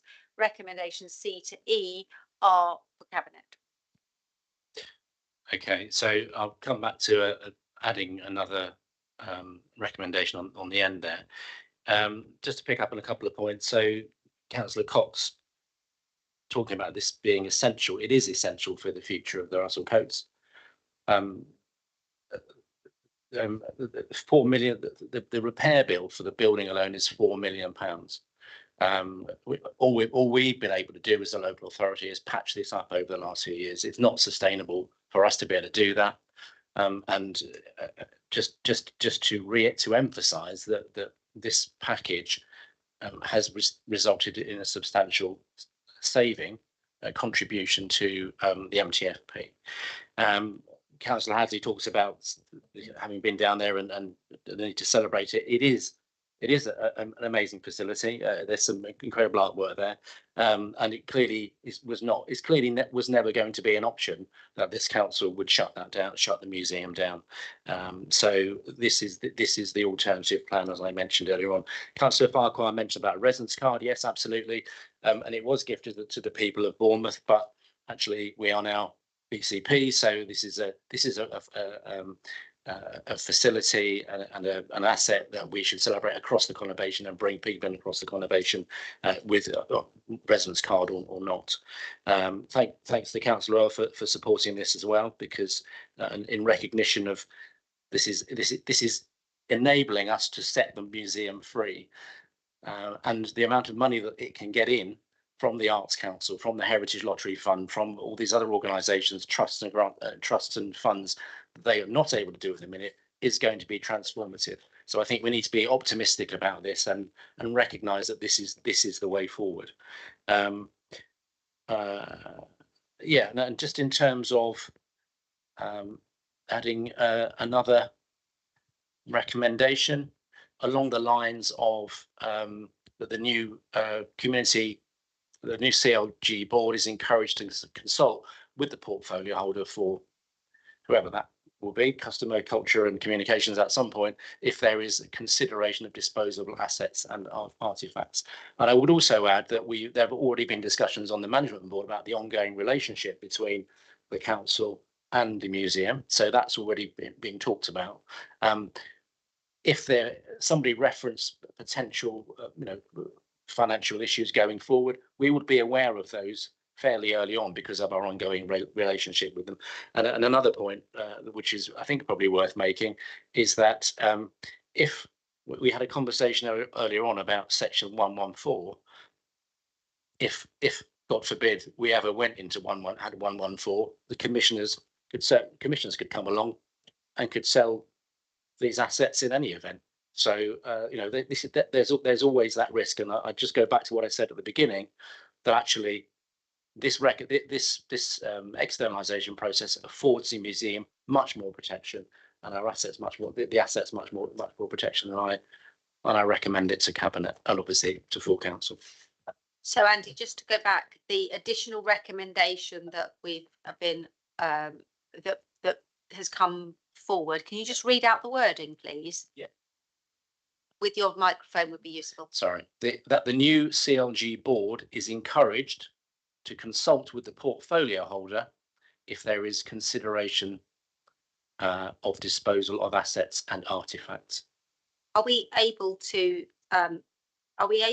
say that we ask that an elected member is represented on the board? Because I think that was the first thing which Matty said was expected, that would be happening, but we can ask for it, because that isn't in the item that Janie's added is around the sale of assets, but doesn't actually give us any assurance about actually having a seat at the table, being in the room where it happens, to quote historical line. Chair, I think it was established in the previous report, which agreed the principle of going to an external model, that there would be representation on the board. So I don't think anything's changed in that sense. That's fine. So if that's already deemed, then is Cabinet happy with the additional recommendation? Anyone not happy with the additional recommendation? Okay, so with that in mind, can we just take this the vote on items A to E, with A and B being to recommend to full council and C to E for decision? All those in favour? Okay, that's unanimous. Thank you very much. Okay, it moves us on to agenda item 12, which is the Creekmore Community Land Trust Affordable Housing Development. And I'll take this through quite quickly. This is a paper which I'm presenting. Do I have a seconder? Thank you, Councillor Wilson. So this is the culmination really of more than 5 years' work under the former Borough of Poole. The site off Northmead Drive was agreed that residents would set up a community land trust to deliver some affordable homes. The site, according to the paper, is not allocated in the current local plan, although I'm assuming it probably is in the emerging local plan that's about to go out to consultation. And this is to deliver 14 affordable homes, community-led, which will be delivered in partnership with Sovereign. Sovereign have already delivered significant number of affordable homes within the Creekmore ward. So they do have an ongoing relationship there, which is fantastic. I know the ward councillors have been consulted on this, and one of the longer standing ward councillor has been involved with the Community Land Trust since the beginning. So there is local support for this. Yeah, I think it's our first Community Land Trust, isn't it, Jonathan? Yep. And I'm hoping that this will be the first of many. So the recommendations is to approve the heads of terms, to appropriate the land to go ahead with it. I think there's already a pre-app that's gone through. So this will be ready to go to planning later this year, and quite a quick turnaround for delivering much needed social rented homes. So I'm hoping that our colleagues over in the room, George and Patrick, will recognise these are more social rented homes, which is exactly what we want to deliver. And we're retaining 305,000 to compensate the council for the land value. So it's quite a straightforward paper.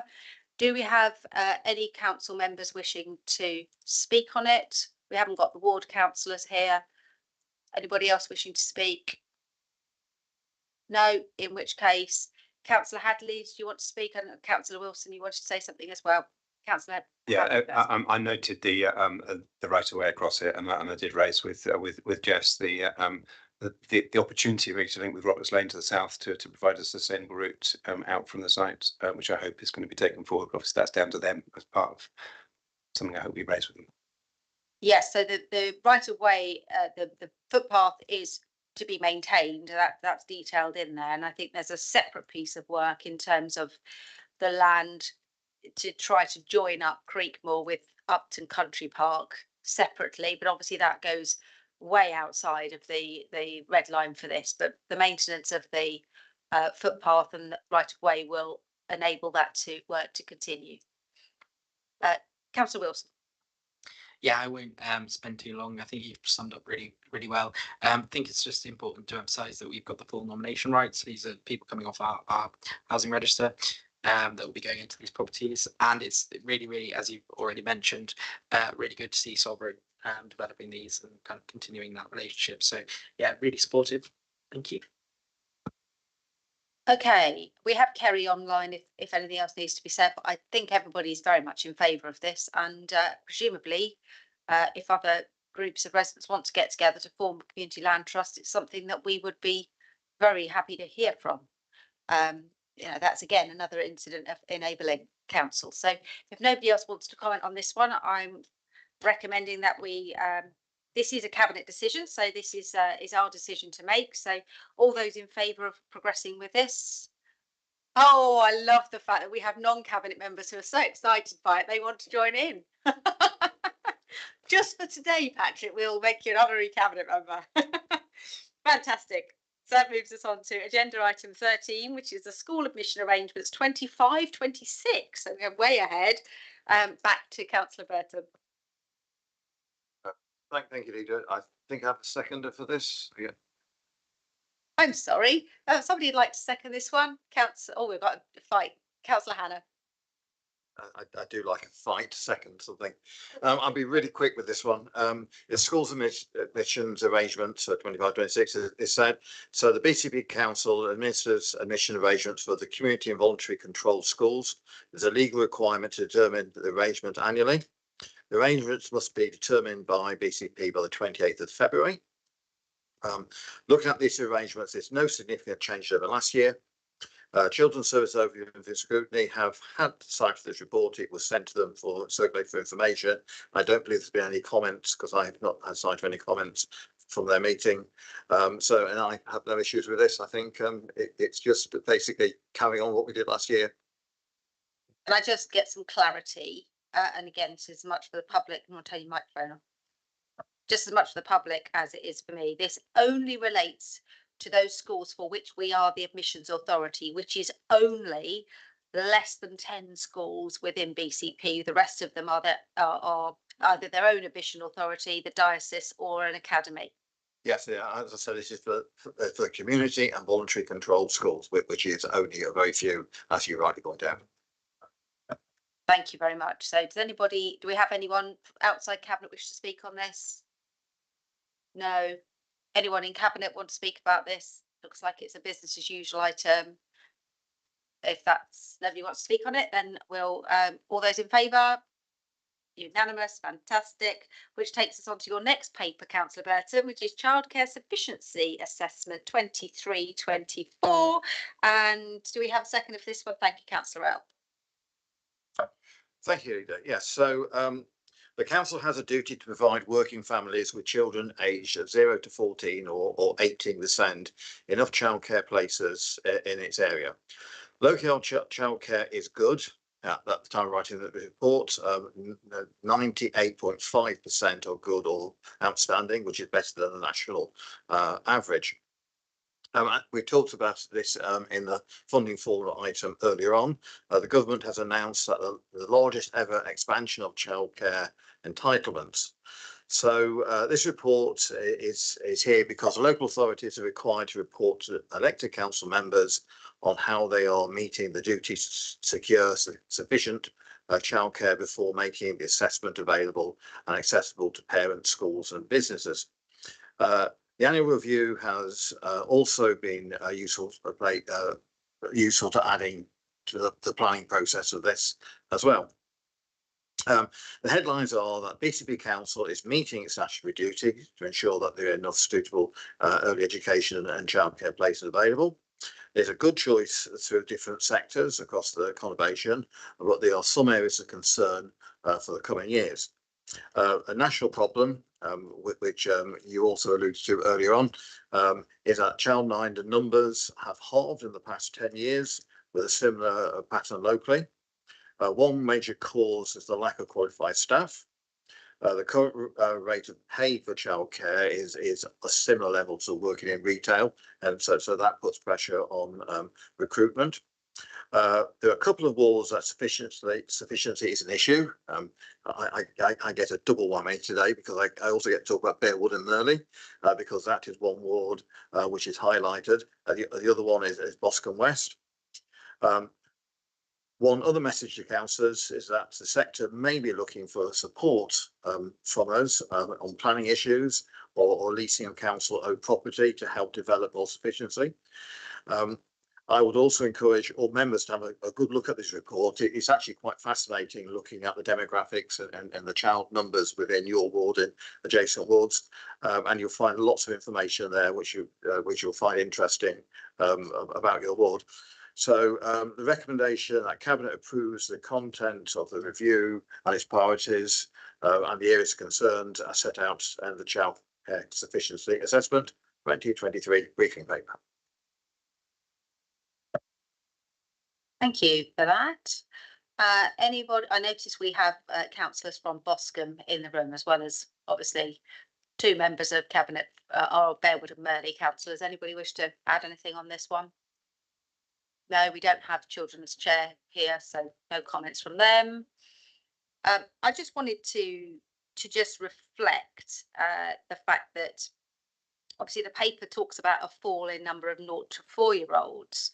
But I know from conversations yesterday with head teachers that the number of children going through primary schools has also fallen, which means that there is the potential that I know we've spoken about before about extending SEND provision on the footprints of primary schools so that we can try and bring those in-house, keep the costs lower. I wonder what work is being done proactively around using the primary estate for more nursery provision, and whether that's a way of sort of having more of an all-through offer for families.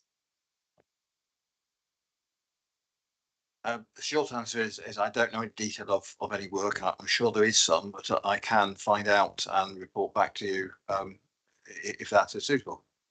Thank you, Councillor Burton. Anyone got anything they want to discuss on this one? No, the only other thing about the Bearwood and Merley conversation, which I thought was quite interesting, was it was about the new developments, and the new developments which are obviously already being constructed and will have a massive impact on the number of residents living there. And to talk about developer contributions around that. So presumably we might expect that as other wards come through with large influxes of new homes, I'm thinking about Hamworthy with Holmes Bay and Paul Town in particular, and then obviously further issues with Boscombe, with the work being done with the development around the Towns Fund, whether actually we're planning ahead for potential problems in those areas around sufficiency. Yes, I mean, and that's why it's particularly mentioned in the report. You're quite right. It is due to development, as in most areas. That there is a reduction in number of young people in Bearwood and Merley at this moment in time.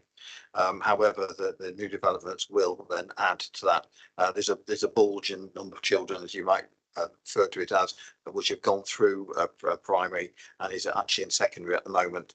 And there's a smaller number of primary and pre-primary age children, but in those wards where there's going to be developments, that's expected to change.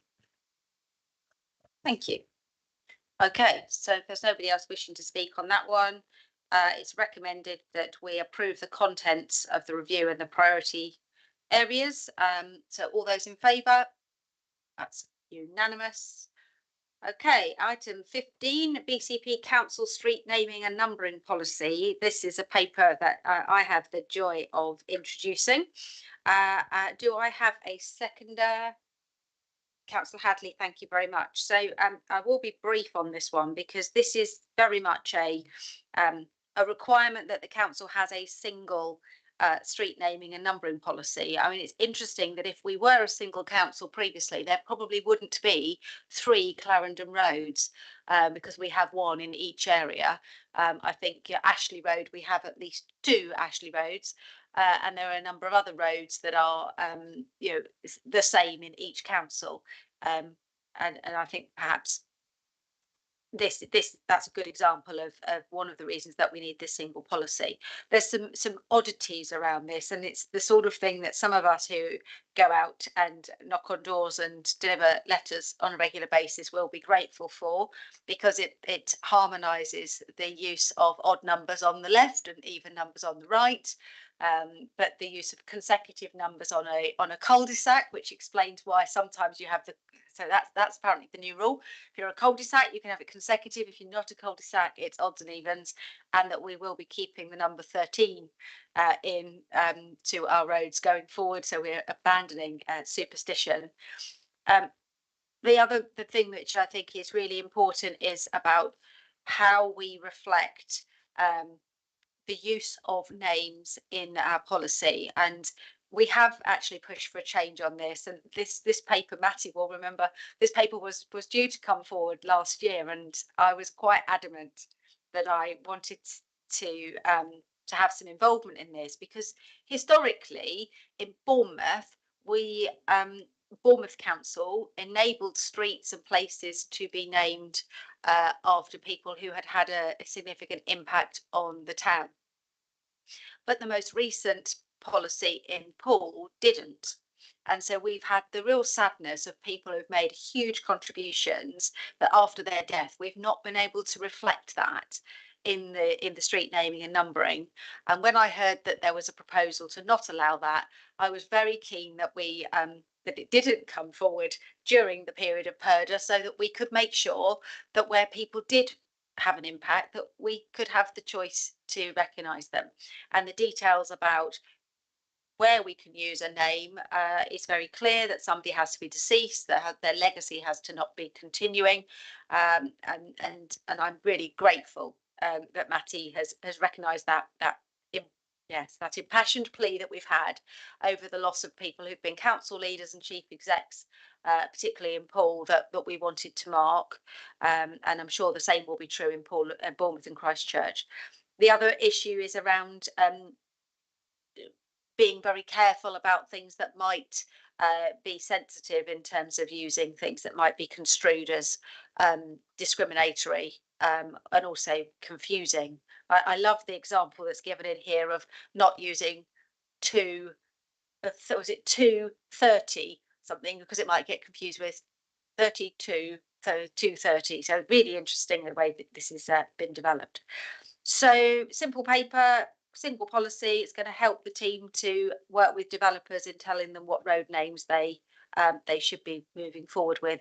And just for reassurance, when there are developments coming up in wards, we've seen really good engagement with ward councillors who have been asked, how do you feel about some of these roads that are coming forward? And it's been great to see the officers respond to ward councillors, and when they've been concerned that a road might not might cause a problem or might be difficult for somebody to spell, and this new policy will make that life easier.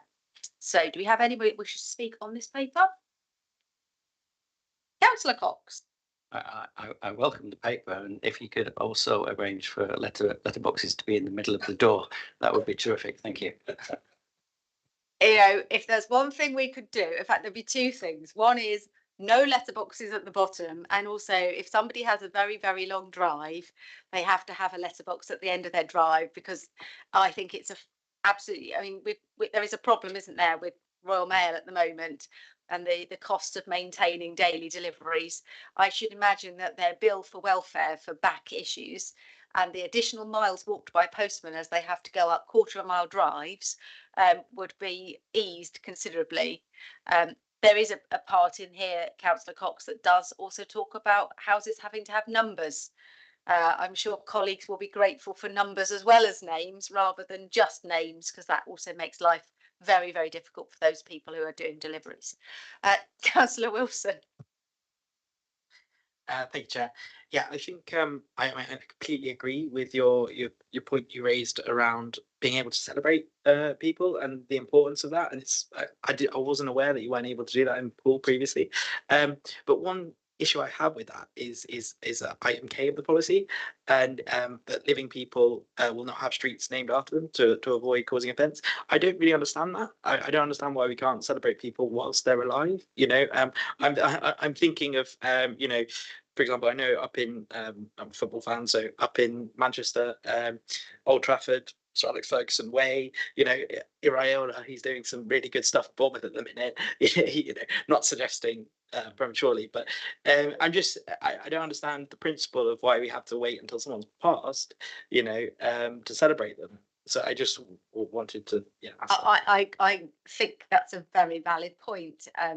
Councillor Hadley, do you know the answer to that, or do we need? Well, I don't know the answer, but if I just say Jimmy Savile, the problem is you don't know what's going to happen in the rest of their life. So they might be seen as, you know, great at one point, and further down the line, it may be seen as a real curse. So I think that's possibly the reason. But perhaps Matthew might know better than me. But that's why I think you might be cautious about doing that. I think that's a very fair point. I'm not just want to make the point. So Alex Ferguson, once he stopped being manager of Manchester United, I'm sure he was blameless. And I wouldn't want to infer that anybody else that Councillor Wilson mentioned would be anything other than a upstanding member of society for the whole of their life. Matty, is there a specific reason why we've said they have to have passed? Chair, I think Councillor Hadley kind of tips on it really, is that if there's a gap, then you're less likely to experience that risk that somebody is popular for a time and then unpopular for whatever reason it might be later on. I think the approach we're taking is fairly typical, although some authorities clearly do recognise people that are still alive, and that's I guess the prerogative of the council to decide how it wants to approach that. Thank you. I just wanted to reflect one other thing back, which I think is going to be of interest to some people, and that is about the nameplates and street signs, because in some places the former crests, or the crests of the former towns, have been sort of scrubbed off, which I think is a little bit unnecessary. Where the crest still exists, I think the crest should be shown, but clearly as street nameplates are replaced, BCP Council does not have the right to use those crests. So therefore, future nameplate signs will just have the name of the street. And the same is true over welcome to signs for neighbourhoods. And that is sad. But we can't change the fact that the council doesn't have the ownership of those crests, but it does explain why the road signs are different now. The font is also slightly different, which has been a bone of contention for some people, but that is within here as well. So if there's nobody else wishes to speak on this one. All right, okay, in that case, let's see if we can just pass this one through. All those in favour? Unanimous, thank you very much. Agenda item 16, BCP Council Libraries Creating a Sustainable Future. This one has got to be Councillor Martin. Do you have a seconder, Councillor Martin? Jeff, thank you very much. So, thank you, Chair. Again, I'm pleased to bring this forward, albeit a little later than planned. And actually after 3 discussions at overview and scrutiny in the last 2 months. So thank you to Councillor Bartlett for that opportunity. It was a bit like Groundhog Day. So forgive me if I repeat some of the things I said at overview and scrutiny. I do believe this is the most important consultation carried out by this council because of how critical libraries are to all our communities in so many different ways. And of course, a library strategy review is long overdue. We haven't had one in this council. Someone at scrutiny said last week, I can't remember who it was, that there was nothing new in this proposed consultation, and I disagreed at the time, and I clearly disagree now. The world has changed since the last one was done, whenever that was, in the 3 legacy councils. We have had a pandemic, the cost of living crisis continues, our public services are broken after years of underfunding. And in the digital age, when social issues are more complex than ever, our libraries are more important than ever, and we need them more than ever. So this consultation is aimed at looking at the changing needs of our communities and how our libraries can meet those needs in an ever-changing and constantly challenging world, and at a time that this council continues to develop and transform in its 5th year. I have visited several of our diverse libraries in recent weeks to see for myself the incredible work that goes on in all of them. Last week, Bournemouth Central Library and Rossmore, where I spent some time with Councillor Earl, talking about her great community fridge scheme and other initiatives. So it may sound obvious, but I think many of our residents may have no idea just how much goes on inside a building with the name library over the door. So in my view, our libraries are and will continue to be a key part of the council's priorities in terms of connected communities, dynamic places, literacy, wider education, health and well-being, tackling loneliness and social isolation, work with children and toddlers, culture and creativity, help and information face-to-face and digitally, and warm, welcoming and safe spaces. And of course, it is part of the bigger picture, which I referred to about the transformation of this council, not just internally, but out in the community. I heartily recommend this consultation to Cabinet. It's a comprehensive and meaningful consultation in which we aim to reach as many residents, individuals, community groups, partners and stakeholders as possible, with all age ranges covered, as you can see from the appendix. What do libraries mean to people?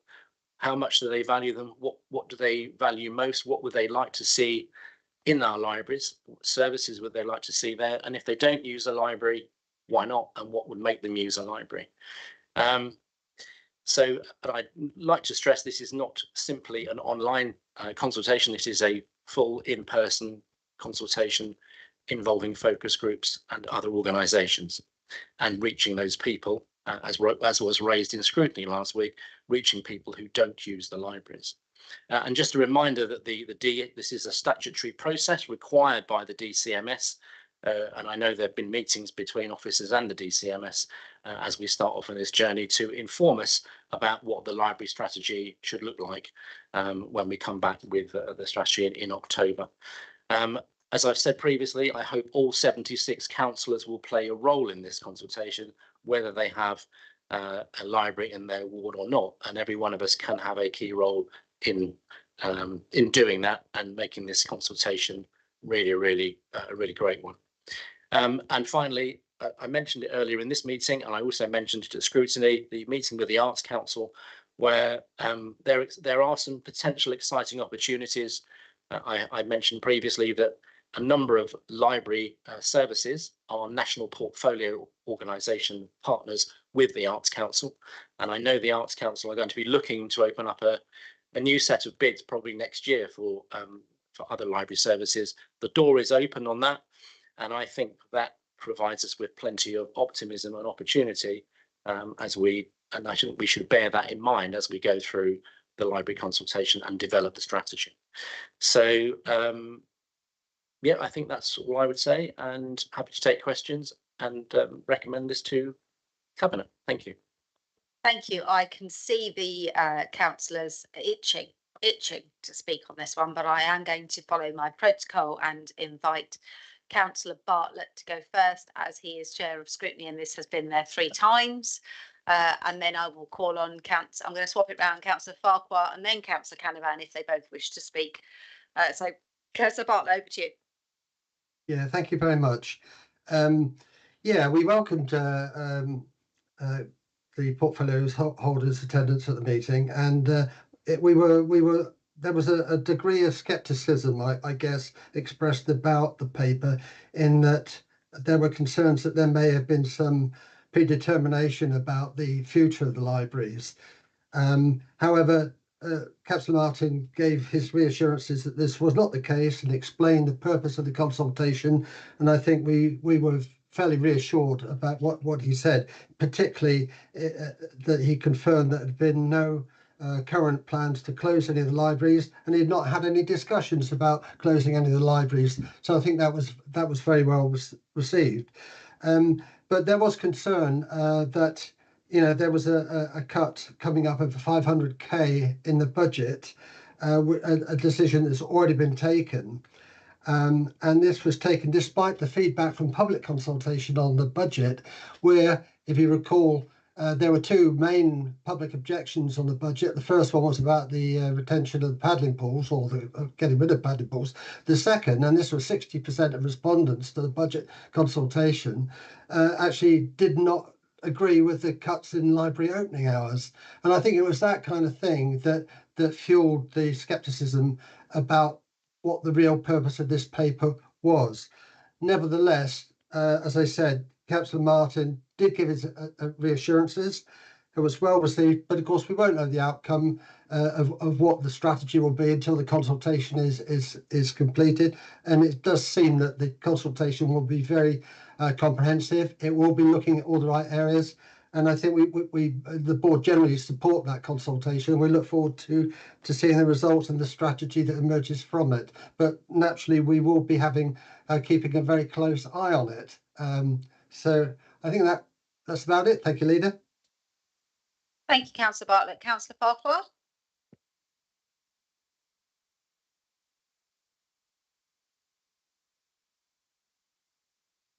Thank you, Leader. I'll be very brief. I'm sure we're all thankful for that. I just wanted to say that I very much support this consultation in this paper, for the simple reason that it brings to the public the opportunity to entrench and share their views for what libraries mean to them. I think the previous sort of touch upon that the chair of ONS spoke about is that there's concern for predetermination, and I welcome the fact that huge efforts got to be made to reach out to not those that are just those that are online, but also within the libraries themselves, within charity groups, within the People's First Forum, and as we all know, the huge amount of people that actually use the libraries for purposes other than I'm there to borrow a book. So I support this paper, and I urge that we follow through on as wide a consultation as we can and go above and beyond to reach out for those that are not just online, to offer up their views. Thank you, really.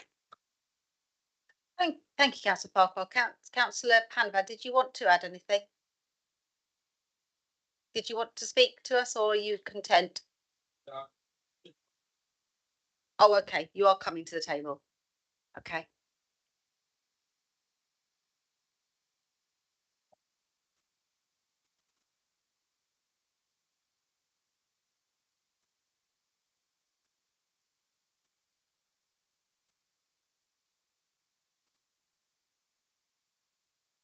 Thank you, Chair. Thank you for the opportunity to speak on this item. Just to echo partly Councillor Farquhar's point about welcoming the consultation, and I think I heard Councillor Martin say that he was going to ensure that the written consultation was appropriate. I don't think we're very good at it, if I'm honest. So I did welcome the fact that he might have some input into how that public consultation in terms of the written communication might be formulated. I think that's welcome. And I just wondered whether he would be able to give us an approximate date on when we actually might see the publication of that. I've seen the timeline in the paper, but some approximate date on which the consultation might be issued to the public. The point I really wanted to make, Chair, was about the models of delivery. Because there are some options mentioned in the paper, obviously not completely exclusive, but some interesting alternative models of delivery. And one of those touches on, to some extent, on an item that we previously discussed. The Boscombe Library in my ward has been closed recently. As you know, they've got problems with the leak in the roof. But as I've said several times, every day is a school day, and I hadn't realised before that we actually leased that building, and that, in my mind, when I read the paper about the pattern of the ownership and leasing arrangements across the conurbation, did raise the query in my mind as to the degree to which we would be able to look at alternative models of delivery if we don't own the properties in the first place. So that was really my rather convoluted question, that keen to explore it, but I'm just questioning the degree to which we're going to be able to do it if we don't control the asset. And the other thing I would just ask is, in the consultation and when we do the review of all of that, and if we come up with a different model of delivery in the future, whether there would be some opportunity, especially if that there was an opportunity to use those premises for other things as well as the library, or whether there was then an opportunity to revisit the hours that these places are open. So that's my question. Thank you very much. Thank you, Councillor Canavan. Before I go to Cabinet, I'm just a couple of things I wanted to sort of say is that the library strategy is something which I think we spent the last 3 years saying, where is the library strategy? It's something that, we've got frustrated about, and I apologise to Councillor Bartlett for delaying it a further month, but I wanted to make sure when it came forward that actually it was meaningful, it was worth waiting 3 years for. And I think we've got to a point now where it is. For me, libraries should be the absolute heart of our communities, and for those places that don't have a library, that there needs to be a heart to their community, and there is, but where we have one, I think in some places they're not seen by enough people as being that go-to place. And having talked to places that have very different library offers, there are towns and cities around the country where people can access their libraries when there are no staff around, where community groups can access them in the evenings, where they're accessed on a Sunday. And I think there are technological ways we can make sure that happens. There's a huge opportunity through the residence card to make sure that people have got access to spaces. There's real opportunities for us to boost the warm spaces that we've started to deliver, and make sure that people can use those spaces. So I think this shouldn't be seen as an opportunity to save money. This should be an opportunity to use the libraries for all the possibilities that we always dream them to be, for everybody. And I would see every library that wants one have a friends of group. I've worked with my team at Broadstone who are desperate for us to start a friends group. They've got people wanting to run it and they've got ideas of how we can improve it. But actually up to now, it's been difficult to get that consent. So again, it's all about enabling. This is not about cutting. This is about improving. And I'm really excited about how we can deliver a 21st century library offer in the same way as libraries changed when computers came along. And they've become something about information and they've become about community spaces. I think there's a chance to use this as a springboard to something really exciting for the future. So I can't wait to get my thoughts down on paper and to work with my community to make Broadstone Library even better. And I know all of my colleagues will look to do the same. Councillor Hadley. Thank you, Leader. Yes, I was going to make some of those points, but I think that a key thing which we didn't actually mention in the budget debate was part of us doing what we've done in terms of the cuts we've had to make and some of the things we've avoided cutting was to be able to try and build back when the conditions are right, but also build back in a different way. And this is a prime example of that, really, in terms of those things. I'm really keen to see extended hours and community hubs and access to meeting rooms. I'm concerned about social behaviour and people abusing the space and how we might deal with that. But I think we have to try and do what we can to enable people to do things and find ways to control those things we need to control. But to see these as very much as an opportunity for the future. So I welcome it. I made the plea before, but it's not just about the physical buildings, it is about a service, and that is the ability to access information even from home as well. So for those people who are not able to get to the library to have access to stuff. Thank you. Councillor Hannah, then Councillor Wilson. Just to say, first of all, that I thought that Councillor Martin did an extremely good job in his introduction to the report and covered just about all of the bases. But I particularly welcomed his mention of transformation, and I'm conscious of the fact that there's a lot of excellent work going on within the council digitising our services, but that there are also members of the public who are not as comfortable with digital methods of communication as we might be. And what I look forward to is a way in which libraries can be points of access for residents to contact the council on any aspect of the service or to gain information about aspects of the services. And I hope that we will get responses from residents on that area as well. Thank you. Thank you, Councillor Wilson. Yeah, I think it's just to emphasise the importance of libraries. I know everyone around the table really does value them, but I mean, growing up, they were something that I relied on myself. That I didn't have access to the internet until very late on at home. Didn't have the use of the printer. You know, these are things that you know we take for granted nowadays, and I think any effect to the library could have a detrimental effect, is going to have a detrimental effect to some of our most deprived. So I think that's what we really need to be kind of keeping at the forefront of our mind when we're approaching any of this. Thank you. Councillor Burton, are you desperate to talk about the fact you don't have a library in your ward? I will mention it, but I won't just go on about that. Councillor Brown, you don't need to repeat it. You're in the same ward. I mean, I would welcome this because I think getting a strategy together is really important. I am speaking as a councillor who doesn't have a library in the ward, and we do miss it. Now, a couple of points to make. I'm looking at the list of partners who use libraries. I have to add a slight interest here. Win on Waste is one of them. I'm a trustee of Win on Waste. Therefore, you know, I know I don't do my Win on Waste sessions in the ward because we don't have a library. And I also noticed that, of course, councillor surgery is often in the libraries as well, which are great.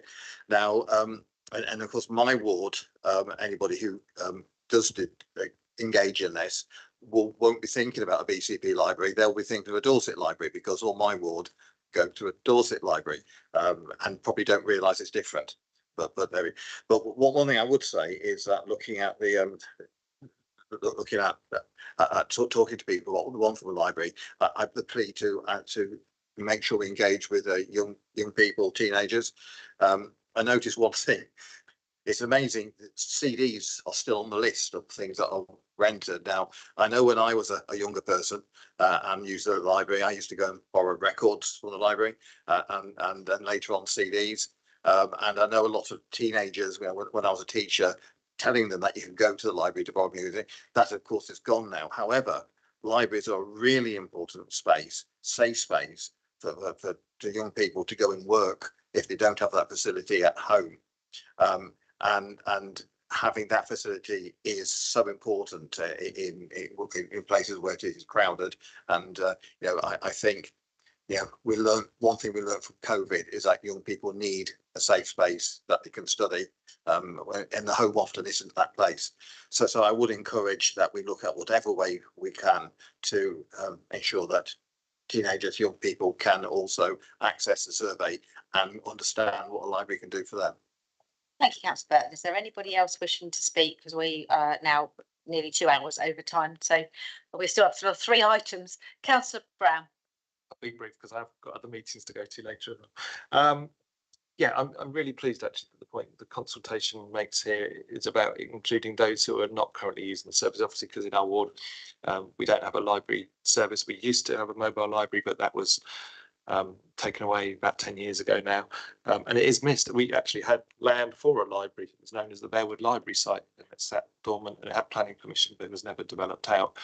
But the other point I wanted to make is not just those who don't currently use the library, but actually we need to future plan this strategy, because it's a strategy for the future, and take into account where future development and future residents are going to be living across the town. And you know, nearly 2,000 houses have been developed in my ward, and that's a substantial demand on top of the non-provision in the area as well. So, and I know that there are other parts of town you mentioned about sort of where there could be hundreds and hundreds of homes being developed. So I think that just needs to be an extra bit that we need to take into consideration in the strategy. It needs to look at future demand from future residents. Thank you. Is there anybody else wishing to speak before we move this on? Obviously, this is going out to consultation in March, so there's plenty of time to talk about it again when it comes back from consultation and when the future delivery models are talked about. So is anybody else wishing to speak, or I'll go back to Councillor Martin to just wrap up very quickly. Thank you, Chair. Just a couple of comments. Thank you to Councillor Bartlett for the fact that he and his board have been reassured by my reassurances, and I know no doubt he will keep a very close eye on the process. I've no doubt about that. Councillor Farquhar talking about how important libraries are for many other uses. Actually, I think for many of our residents, the libraries are not about books; they're about all sorts of other things. They're about services and warm spaces and safe spaces and community fridges. So I think that's really important thing to remember. Councillor Canavan, I don't know much about written communication, unfortunately, but I will make sure that our written communication meets his approval, and I think that's really important, given this is not an online, but primarily not an online consultation. Yes, just a bit of reassurance. I know Councillor Bartlett was a bit sceptical, but clearly this the leader's words, your words about this is not about cutting. So I think that was the skepticism that you had, that there was an predetermined agenda to make cuts or whatever. I hope that's also doubly reassured you that that is not the case, and this we're going to this with an open mind. And then finally, Councillor Burton, thank you for your contribution. I'm not sure whether you mentioned you didn't have a library in your ward, did you? Oh no, yes, you did. Thank you. Yes, thanks for that. So can I just finally say thank you everybody for your support and your enthusiasm for this, and the recognition that this consultation is a real moment of opportunity for us. Yeah, thank you. So. Okay, so without further ado, we have a recommendation on the table. All those in favour that we crack on with items A to E. Fantastic. Report will come back in October 2024, so I'm sure ONS will put something on their forward plan for some time before that. Item 17, Royal Arcade Boscombe Bournemouth Towns Fund update. This is paper for me to present. Do I have a seconder? Thank you, Councillor Hannah. I will be brief because we have met with the Boscombe Towns Fund, and this was on the agenda when I attended the Boscombe Forum public meeting a couple of weeks ago, where we had most of the ward councillors for Boscombe and Boscombe, Folkestone and Southbourne present. We have Martha online, who is leading on this work should we need her for anything. But so this is a sort of tale of two parts, really. The Boscombe Towns Fund is a massive investment in turning around Boscombe, investing £24 million in regeneration, really, of a part of town that I always like to look up when I go to Boscombe, because it's really special when you look up and see the history above you. One of the projects within the Boscombe Towns investment plan was the purchase of the Royal Arcade and its restoration. It is in private ownership, and it obviously is a listed building. The difficulty we have here is that with the work having been done on this heritage building, the cost to actually do the work are now much higher than were anticipated. That's partly due to inflation, but also due to the works having done the surveys being a lot more extensive than were expected. As a result of this, there was already funding, a council funding set aside in terms of borrowing. It was going to be set aside money from government and other organisations. With the additional money that would be needed to progress this, the decision has been, well, the recommendation has been made that there's no way we can carry on with the investment into this site with the compulsory purchase and with the upgrade of the building. I think that everybody believes that that's a really sad place to be, but we are custodians of public money, and we need to do what's best for the people of Boscombe. So the recommendation of this paper is that we do not go any further with the purchase. That enables us to release the funding, the Public Works Loans Board funding that we would otherwise have to take. That allows the money to go back into the Towns Fund project to be reallocated to other schemes within the Towns Fund project. The Towns Fund board have already been talking about what this might mean for investment in wider options. The rules of the bid are that we can't add new projects, so we can only redistribute the money among the things that were already going to be done in Boscombe. And there's already talk about how it might improve the town centre and the community centre. So the proposal is to go back to government to ask them to approve an adjustment of how the funding is spent. But what we do want to do is to complete the planning process. So there is a planning application in to approve the works on the building. Funding's already been spent in submitting that planning application. So we want to get that through, hopefully to an approval. Obviously, it's not our job to approve planning, because that goes to planning, which is independent of us. Planning process will be completed, and if planning is granted, that will enable future developers to use that planning application to improve the building if funds become available in the future. So I think that pretty much covers the proposal. We could proceed, we could carry on doing this work, but we would have to obtain additional finance, and given the financial position the council is in, that doesn't feel like the right thing to do at the moment. Can I just check the revenue cost? So we currently have £3.4 million of borrowings in the system. If we release that £3.4 million of borrowing, does that make a difference to our MTFP, our budget? The MTFP presented earlier today actually allows for that borrowing to be removed. So it assumes that the borrowing costs are removed from the MTFP. That's the assumption the MTFP has been built on. So because the recommendation is to not continue with this, there is an assumption that that money is already removed from the budget. Yes. This is also a cabinet decision. So sorry, a council decision. So therefore we are recommending it to council. So this decision will come off the back of the meeting later on this month. Martha, is there anything you wanted to add before I invite anybody to speak on it? No, and I love the fact that you have a picture of part of the development behind you as a constant advertisement of what we're hoping to do in Boscombe. No, I don't have any more comments at the moment. Thanks, Martha. Okay, so we have a couple of councillors here. Anybody wanting to speak on this one? Oh yes, Councillor Canavan. If you want to make your way up as quickly as you can, please.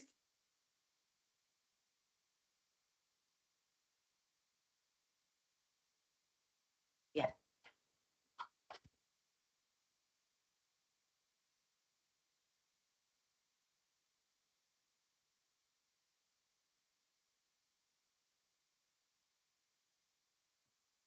Thank you, Chair. For those of you who are not aware, I'm a councillor in Boscombe West, and the Royal Arcade is in my ward. And since being elected last May, I've been a member of the Towns Fund Strategic Board. And if I'm candid with you, I have not found that a positive experience. If we were starting again, I wouldn't manage that money in the same way. And I often get asked questions from residents about what on earth has the council done with that money, because the residents see very little change in Boscombe, having had that significant amount of money some time ago. So there is some frustration, but certainly at my level, frustration doesn't really cut it. But I am grateful, I think I should say so, I am grateful for the Chief Executive who tried to keep this project on the road, and Martha keeping it on the road despite some very bumpy journey along the way, especially at the last meeting when I was quite angry because I felt that the strategic board was being bounced into a decision to make a decision on this in a way in which I didn't feel was appropriate, and I'm grateful for the Chief Executive ensuring that it came here, because I think the Cabinet is the place for this decision to be taken.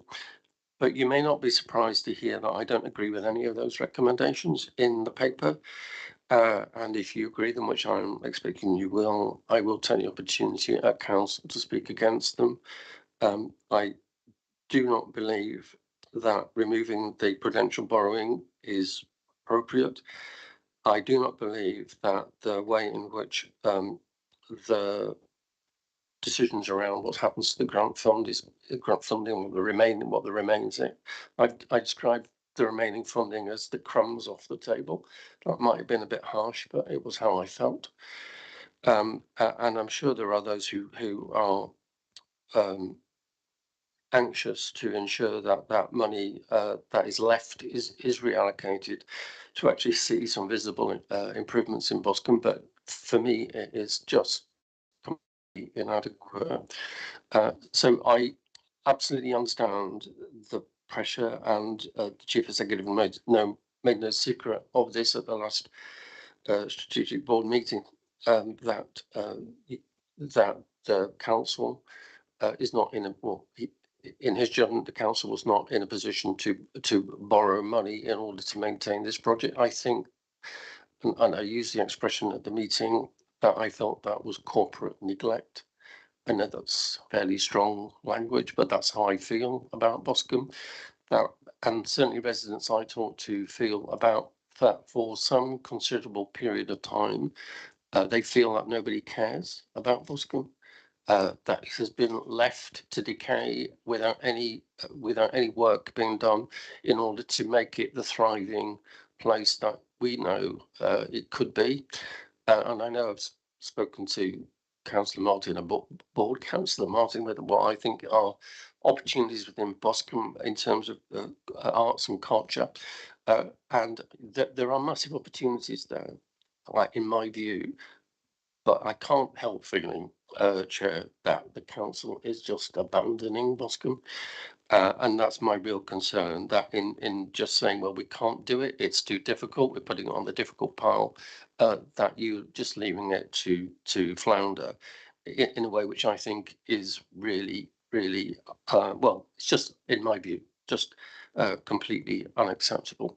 So that is what I wanted to say. I will probably say it again when it comes to full council, but I do want it placed on record that I do not agree with the recommendations in this paper. So thank you.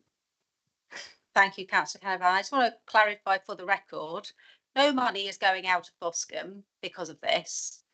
All of the money is staying in Boscombe. This is a project to fund the renovation of one building. The building will still be there. There is still the opportunity for somebody to pick up this building and spend money on it in future, and every penny will be redistributed among the projects which the Boscombe Neighbourhood Forum has had action within, and the Towns Fund Board have led on. Can I just get clarity? I understand I have to go to another meeting in a moment. I'm going to hand over to Councillor Earl to continue the chairing. I'm unsure about the comment about crumbs off the table, because this is £24 million of money which the council secured for Boscombe and only for Boscombe. Every penny stays. The Towns Fund Board, with the exception of Councillor Canavan, who didn't want this, was there anybody else on the Towns Fund Board that did not support this way forward? Because my understanding was that it was supported by the rest of the board. As you mentioned, the Towns Fund Board deferred the decision until their next meeting on the 29th of February, following the decision at this Cabinet. Okay, let me rephrase that. There was a discussion, I believe, at the Towns Fund Board.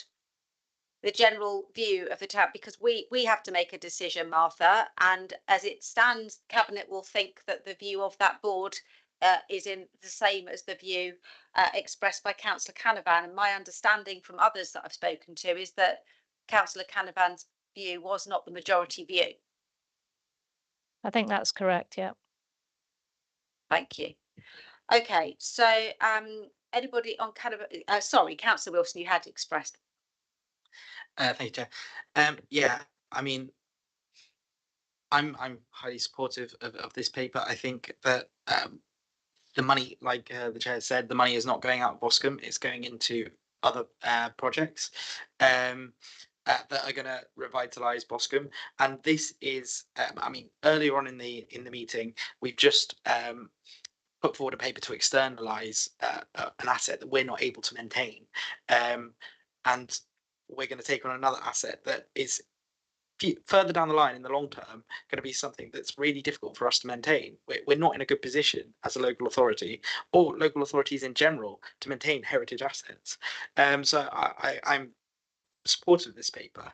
The one thing I wanted to ask was around the planning application and the use of 400 square metres of Class F provision, which is, as I understand it, provision for learning.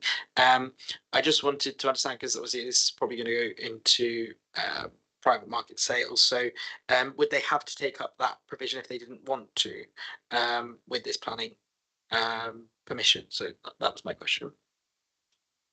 Martha, are you able to answer that?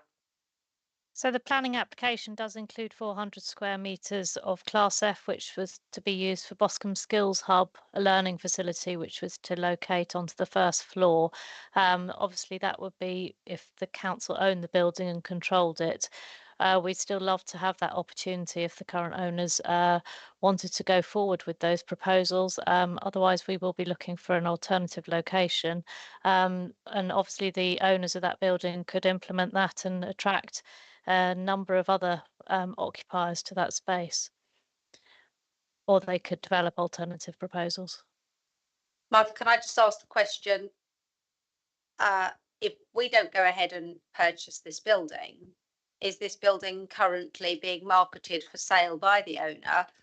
Or is it possible that the owner may decide to keep the building? I'm not aware that it's being actively marketed, is it? No, the building isn't being actively marketed, and obviously we've been trying to purchase the building for over 2 years now, and those negotiations have been progressing over the last 2 years. Thank you. Okay, Councillor Hadley. Thank you, Leader. Yeah, it's a lovely old building, but it does seem to be a liability, as Councillor Wilson's said. There is something about the fact this building has, I understand, been in one family's ownership for a very long time, and so I'm not sure the prospect of actually the completed planning consent going anywhere, unless they find new monies or do choose to sell it on.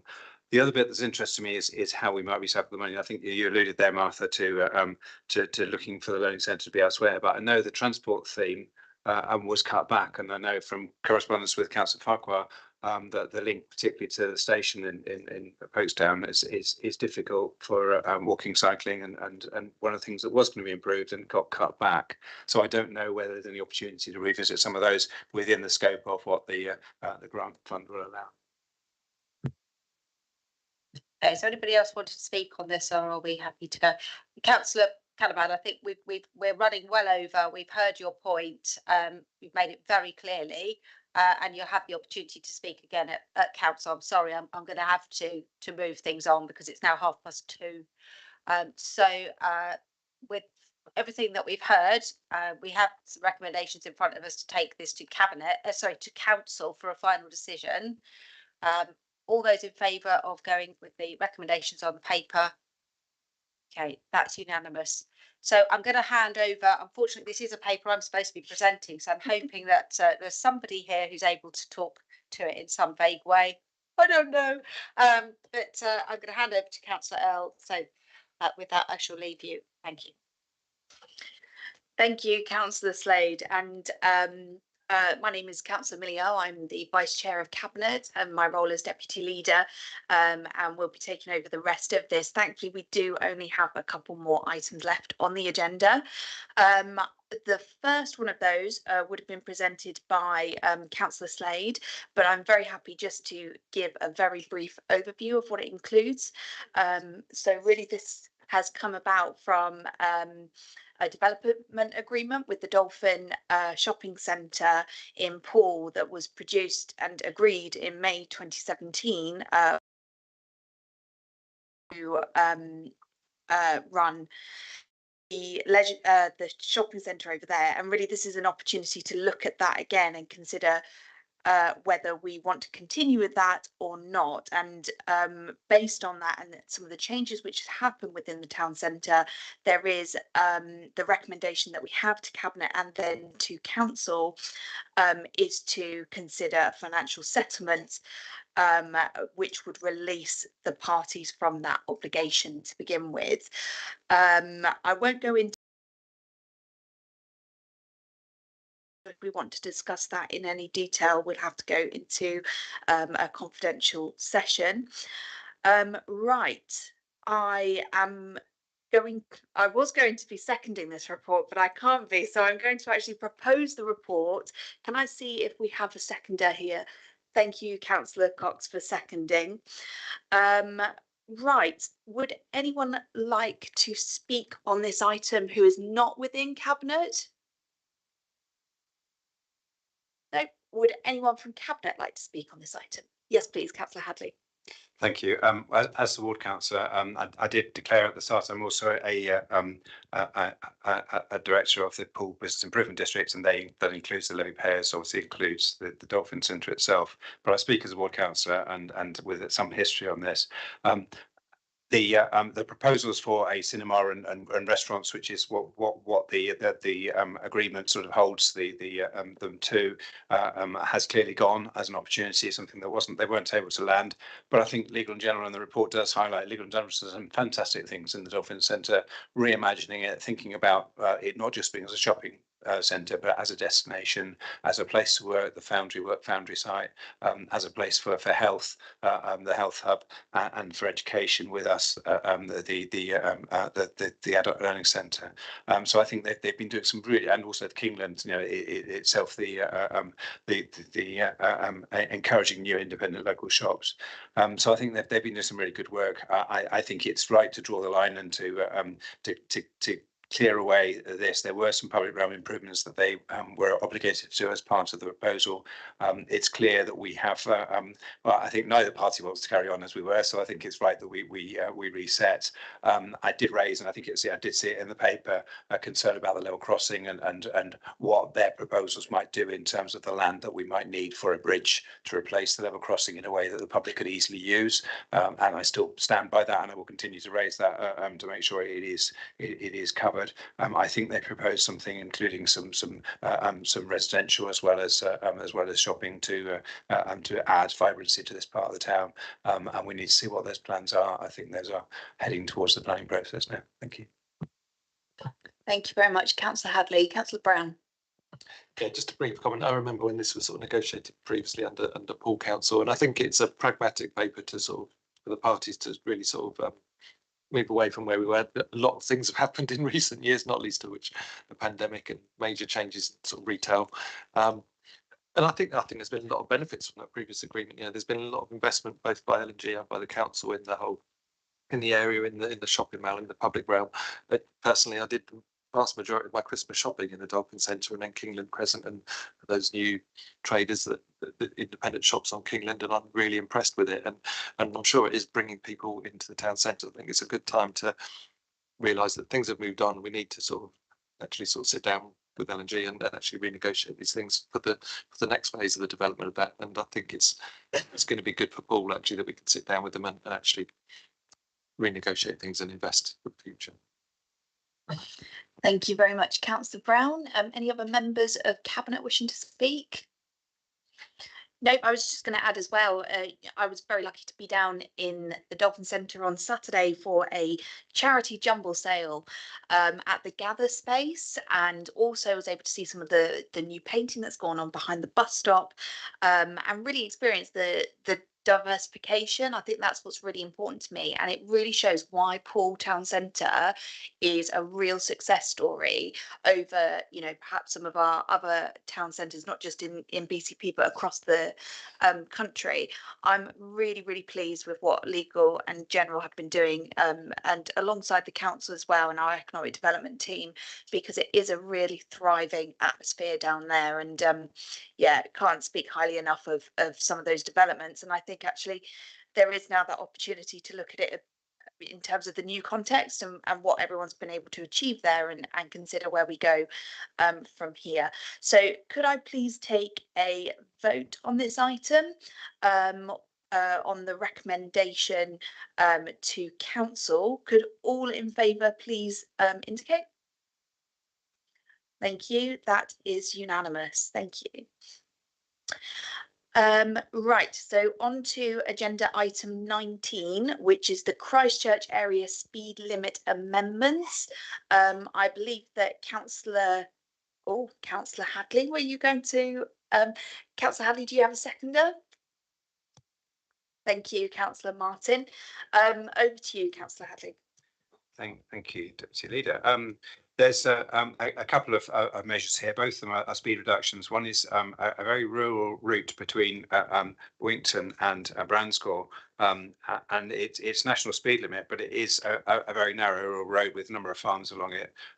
There's a parallel road in Hampshire. This is right on the boundary with Hampshire. There's a parallel road just to the north of it, which is in Hampshire County Council area, and is a 40-mile-an-hour limit. It's part of the New Forest 40-mile-an-hour limits. So this sort of regularizes that. It's actually difficult to do more than 40, but I guess if some madful was to do so, and then they could be held better to account. And is obviously supported by the locals. The other one is in Highcliffe, and it is from the east side of Highcliffe village to the border with Hampshire at Chewton Bunny, but near the Chewton Glen Hotel. And this is currently a 40-mile-an-hour speed limit. There's also a stretch at the bottom end of Ringwood Road up towards Walkford that is also 40 miles an hour. There are new developments alongside this, and the people living there have been petitioning for the speed limit to be reduced, particularly for children getting to school and families walking along the fairly narrow pavements around this. So both of them are not contentious, are supported by the public quite strongly. There are a few people have said, you know, it's infringing our rights to drive where we please, at the speed we please, and anti-car. But I think it's actually pro-safety and pro people. So I recommend it to you. Thank you. Thank you very much, Councillor Hadley. Would anyone else like to speak on this from around? I'm just going to check around the room who isn't on Cabinet first. Okay, Councillor Martin, please go ahead. Thank you. Very briefly, no cabinet meeting would be complete without a mention of Highcliffe, would it? So glad we sneaked in at the end. Just wanted to thank our traffic team for getting these two things in Highcliffe implemented very, very quickly. And thanks on behalf of the residents and the parish council. Thank you.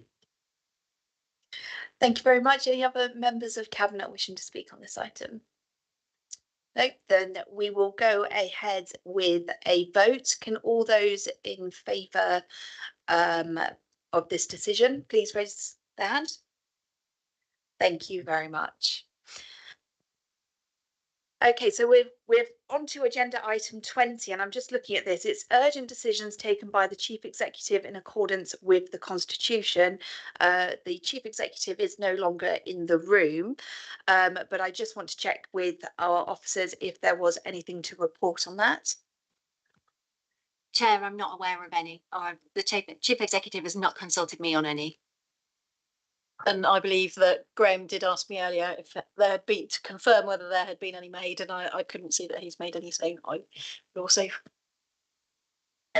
Thank you very much. And just moving on to the final item on the agenda, item number 21. So this is the Cabinet Forward Plan, which has been released. It was published yesterday on the council website, and it's also been circulated between councillors and between Cabinet. I would suggest all councillors take a look at it, have a look at if they want to bring anything to scrutiny in future. Can I ask Councillor Hannah, please go ahead.